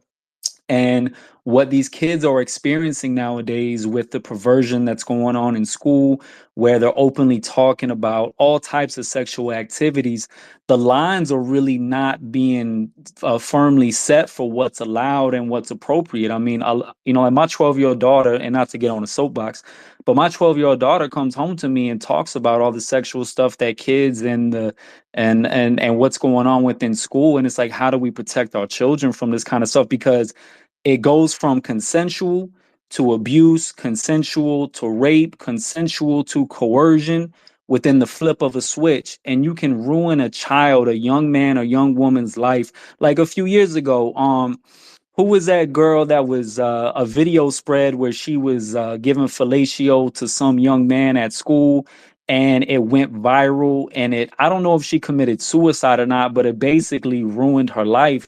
And I mean, how do we protect our children, our daughters, and our sons from falling victims to this stuff? Because it has to stop. It has to stop somehow. But thank you.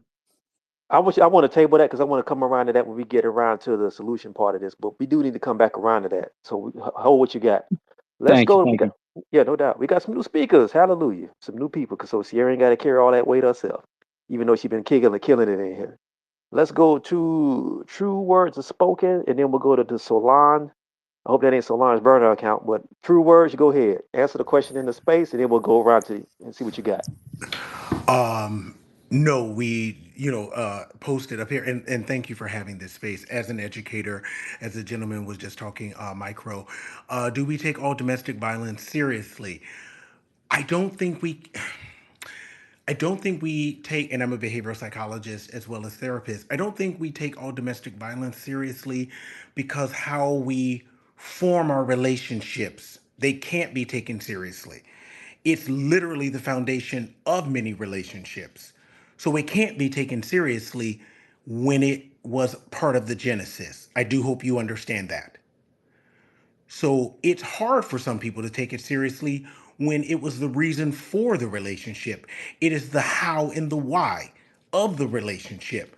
So it's very hard for some people to take it. And domestic violence doesn't just go physical, it's financial abuse, it's emotional abuse, it is physical safety abuse. We now have, cameras everywhere. Excuse me. We have cameras everywhere. You have people who have, excuse me, constructed their homes that I can see people coming and going, what you're doing, getting your deliveries. You don't have to leave the house. I can have everything delivered to you, and so on.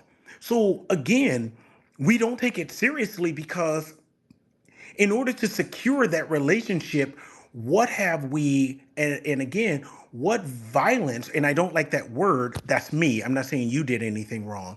What have we sublimated in order to make that relationship possible? And I think that is a question. What have we sublimated? What have we subsidized? What have we substituted in order to make that relationship possible? So it's impossible to take it seriously if I'm giving you money, if I'm giving you security. What need are you basing that relationship on? And this is not a, I will just say it, this is not a black, white, or, poor, rich, old. This is all relationships. This is all of them. And I think that that becomes a deeper question because how free are you really? Because domestic violence isn't, in that romantic and purist terms, physical. It is, what did you need to do in order to secure that relationship? And then what are you taking in order, what needs are you not having dealt with, suppression, and keeps on being suppressed in order to facilitate that relationship. And I will land with that because that probably threw some people off. Respectfully, I say that. Nah, brother, you're in a room full of smart people. You're not the only one. So just so you know, I think most people in here can comprehend what you're saying. But I do want to ask you that. I do want to ask you this. Do you think that there's a gender component to this, or do you think it's bidirectional? Oh, it's absolutely not a gender component. I think women are some of the biggest individuals, respectfully, that do that. They actually, conform and constrict themselves, not victim blaming or anything, in order to make that relationship possible. I think that most people do those things in order to make that relationship possible. And it's not in a perfect alignment. uh when we look at most people when they have domestic violence, it is microaggressions through the roof that everyone just tamps down. It never ever gets physical. There's never a hand touched. It's the over policing of where have you gone. It's the over policing of what are you doing? What are you eating? What money are you spending?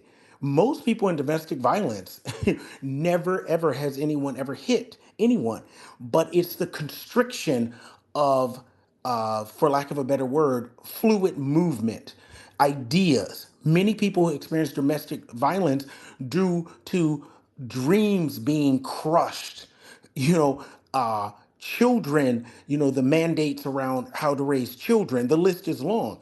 I think that sometimes people have this conflation around there's physical.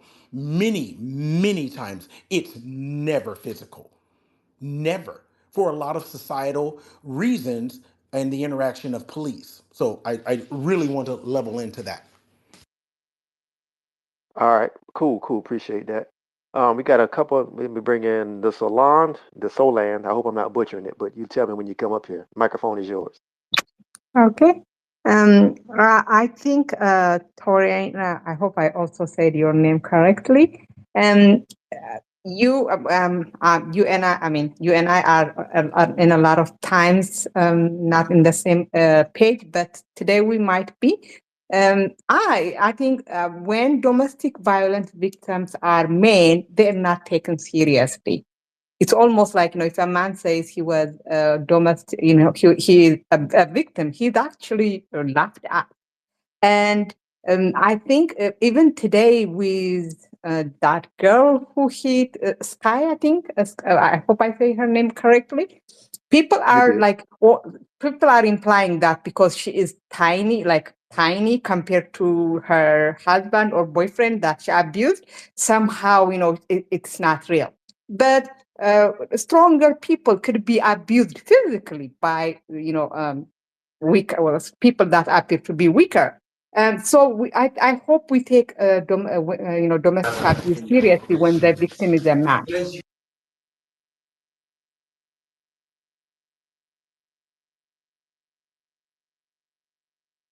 You know? I think you might have. I don't know if you went away, like it cut out real quick, or something happened.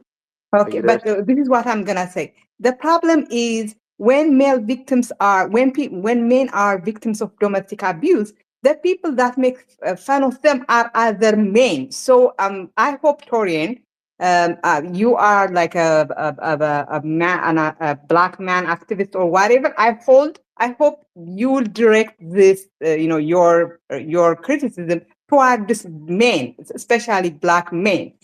They have to, instead of using this against black women, why don't you like call black men out who are making fun of the guys who are victims of domestic abuse? Can I ask you a question? Yes, Hello. sir. Where you Yes, from? sir. Where you from? It's Ethiopia. Where are you? Ethiopia. Yes, sir. What is the relations between like men and women in Ethiopia when it comes to like domestic situations like this? I'm just Oh, curious. it is very, very sad. I mean, I think in Ethiopia, I haven't seen a male domestic abuse victim. But men. I mean, it's so sad that a lot of men in Ethiopia are domestic abusers.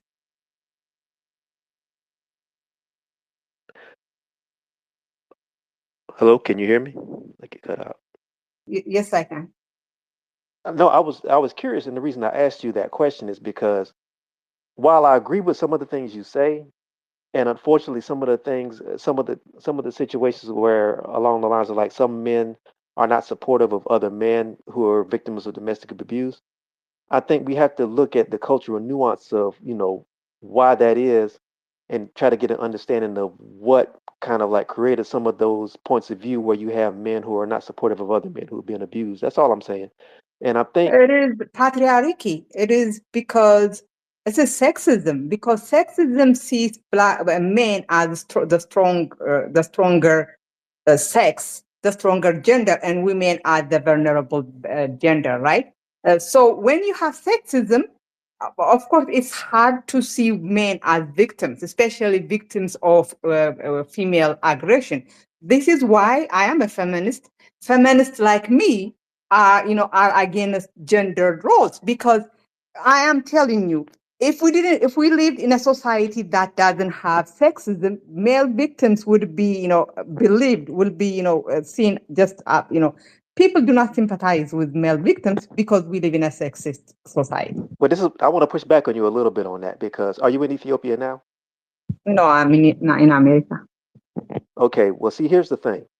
A lot of times, some of the things that you're saying about men in general, some of those rules do not apply to black men. Black men have never, in the history of the United States, I can't speak for Ethiopia, but in the history of the United States, black men have never been seen as anything other than brute beasts of labor or potential predators.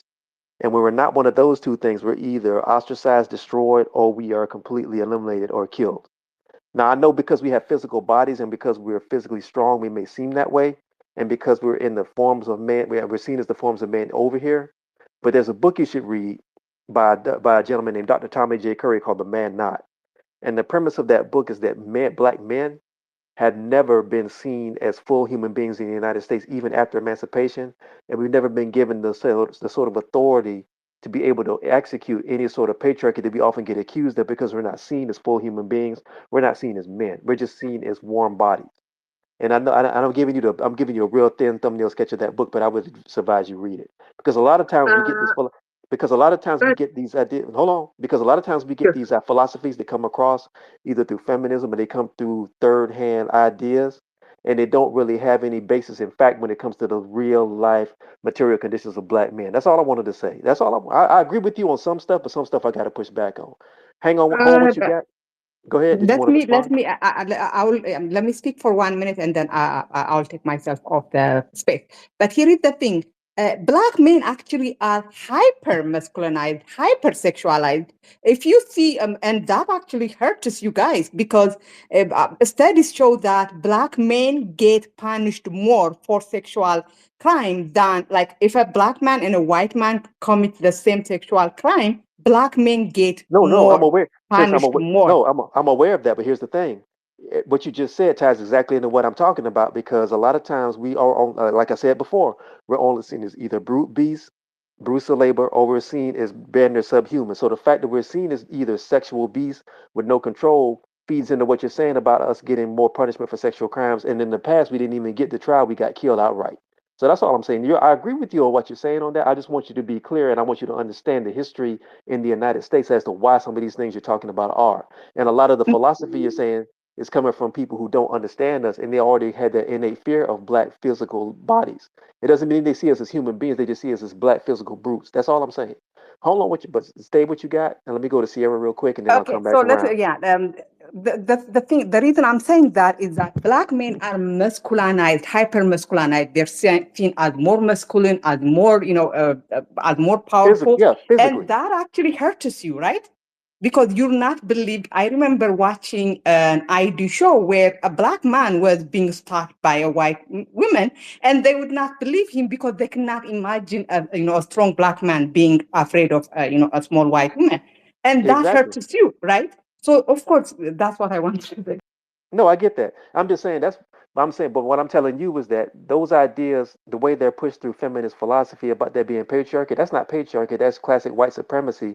It's just done through white women who want to push all men in a box, in a box that black men don't fit in. That's all I'm saying. Go ahead, Sierra, and then we'll swing back around to Brooklyn, and then I think it's 10:50. We'll start coming around to solutions, and we'll start winding it down. So Sierra, go ahead.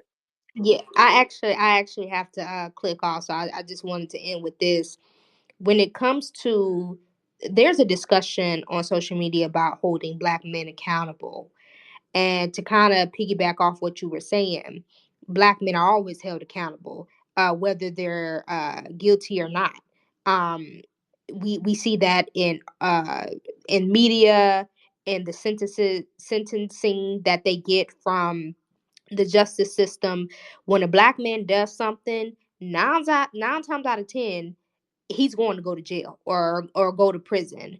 And so this whole idea of, when people talk about we need to hold Black men accountable, that has been done throughout the history of time.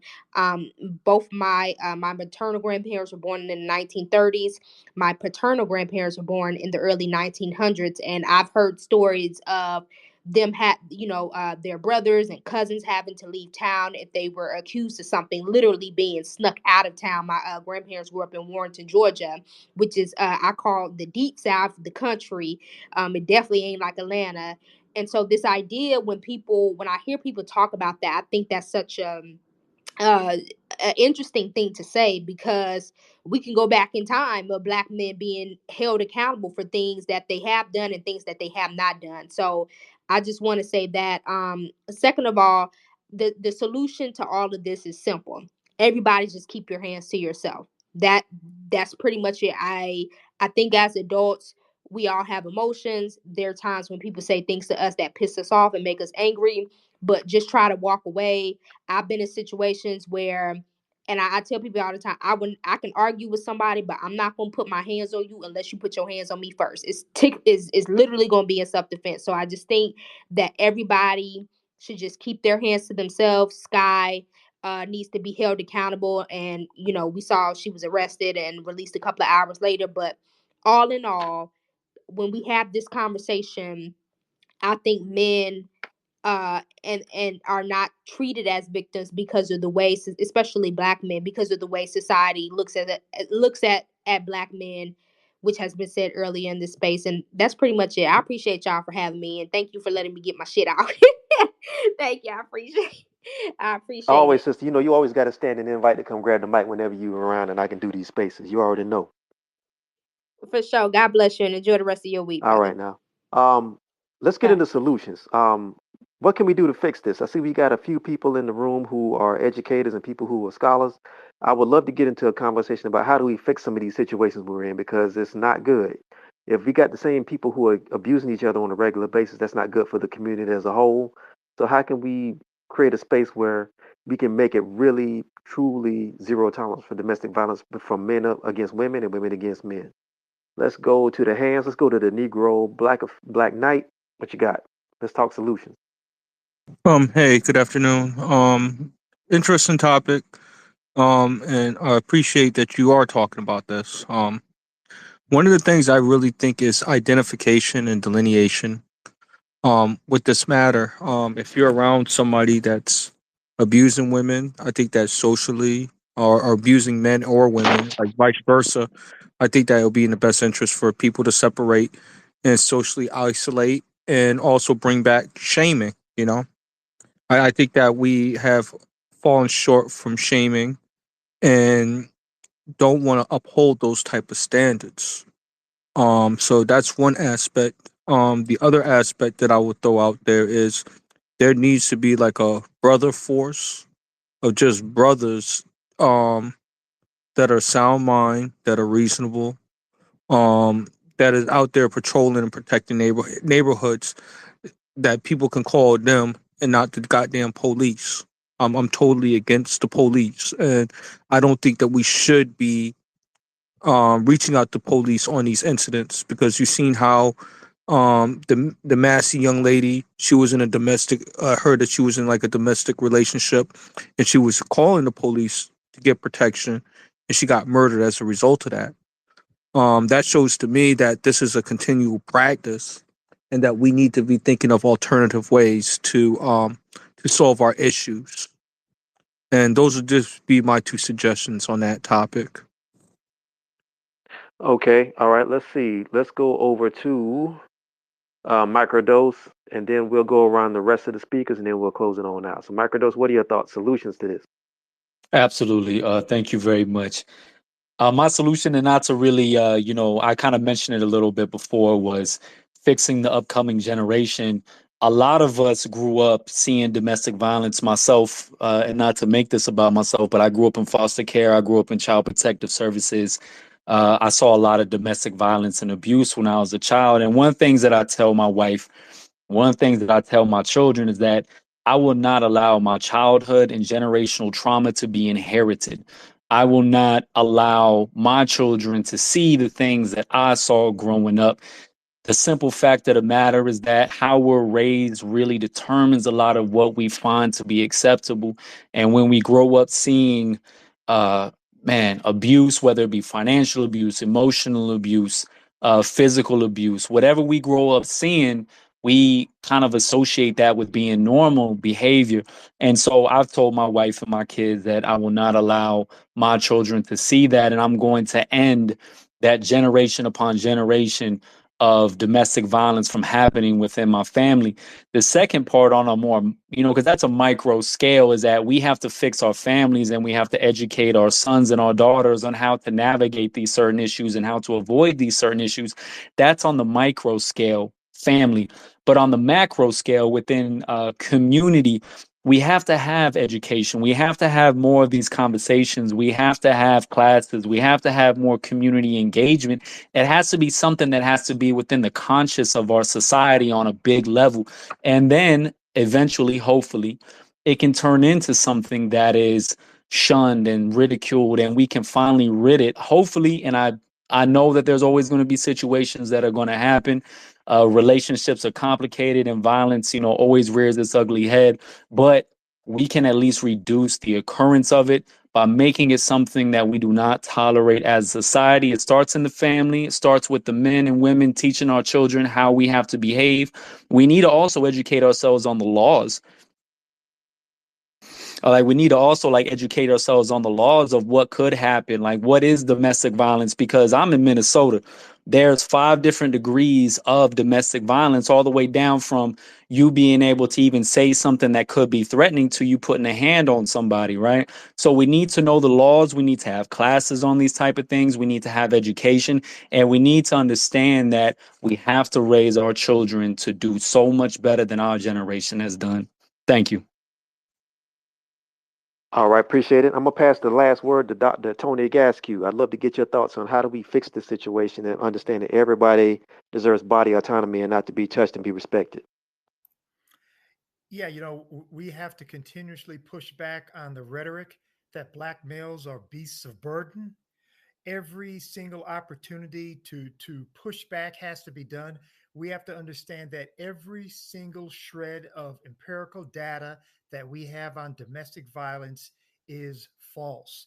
Listen, the FBI didn't even collect data on the sexual assaults of men until 2013. So just to think about that, for 90 years, they didn't think it was important to collect data on whether men were being sexually assaulted. And anyone in academia understands the reason behind that is because it would have clearly revealed the sexual assaults that were occurring against black males. But we've just got to push back on all the rhetoric 100% of the time. All right, and I think that's where we'll table it. Um, Good space tonight. Good conversation. Hold on, I think the Negro Black Knight wants to say one more thing, and then we're gonna shut it down because it's 11 o'clock. Go ahead, brother. You got it. Yeah, I wanted to just add about more or less how these laws are being enforced. There needs to be like a lawyer that, when it comes to our community, we shout out to Tia San's book. He mentioned that the domestic violence is binary. That means both sexes are equal participant in that behavior, but we don't see the laws of the land reflect that type of outcome per se, if you get what I mean, through arrest records, through the uniform reports and stuff like that. So I find like there needs to be more, probably more women jails. I'm just gonna throw that out there. Because there's more male prisons than there are female prisons, and the reason why they sometimes lackadaisy on women criminality is because they don't have a place to put them at, you know? So I'm opting for some women prisons, you know? I'm just going to throw that out there. I don't think that just between me and you, I don't think this society has never really had an issue creating more prisons for more people to be incarcerated in. I think it's more of a social thing where it's like, as we've been saying this whole conversation, female predatory behavior and female aggression that gets basically disrespected and gets laughed at. I mean, look, how many teachers get caught every year having inappropriate relationships with teenage boys and we laugh it off. You know what I mean? And that's almost like par for the course to the point where newscasters will laugh at it at this point. Or there's like teachers who get caught, having sexual relations with underage boys, and people will be like, I wish that was me when I was a kid. Or it's like, where was she when I was in high school or whatever? Or she's too cute to go to jail. And let's just be real. But I think we're gonna table it for the night. I think we've got a really good conversation going. I think we were able to put together some solid solutions. This is obviously not going to be something that's going to be able to solve in one conversation. But I think if we have these conversations, we have them, we take our emotions out of them, maybe we can get somewhere. So thank everybody for Torn, coming through. Torn, Go could I ahead, make a Top. quick comment? Absolutely. If everyone could understand that crime data isn't empirically founded, crime data simply represents police actions. They don't represent individual or collective behavior. Does everyone understand that the data that you see is a police response? So when a police officer makes an arrest, data is gathered and it's categorized. It doesn't mean that it actually happened. And when people begin to understand that data is police controlled, they get to set the narrative on everything. And as long as the narrative is that black males are beasts of burden, everything else falls into place. Hey, thank you very much for the last few seconds. No, thank you for taking us out with that. Again, my name is Torrin Walker. This has been a conversation about unequal rights and lefts. Do we take all domestic violence seriously? If you like this conversation, it's been recorded, so you can always go back and listen to the replay. And if you like the conversations I have online, you can always find me on Twitter, probably more than you need to find me on there, but I can't help it. I'm addicted. It's between that and coffee every morning. And if you like the stuff I talk about, I'm also a writer, I'm a journalist, I'm a content creator, and I'm a videographer. And what I'm basically my background is in telling the truth. I fight misinformation, miseducation, and anti-black misandry using storytelling backed by data. And if you want to support my work, click on the link in my pinned tweet. You can donate via Cash App, PayPal, Venmo, Patreon, and Zelle. I also have a YouTube channel where I talk about these things that I'm going to be reactivating real soon. I had too many balls in the air to really do it and be dedicated to it. And also go to my TikTok. Everything's under my name, Torrin Walker. Thanks everybody for taking time out of your Wednesday evening when you could be a happy hour talking, but we talked about something serious. My name is Torrin Walker. Y'all be good. Peace out.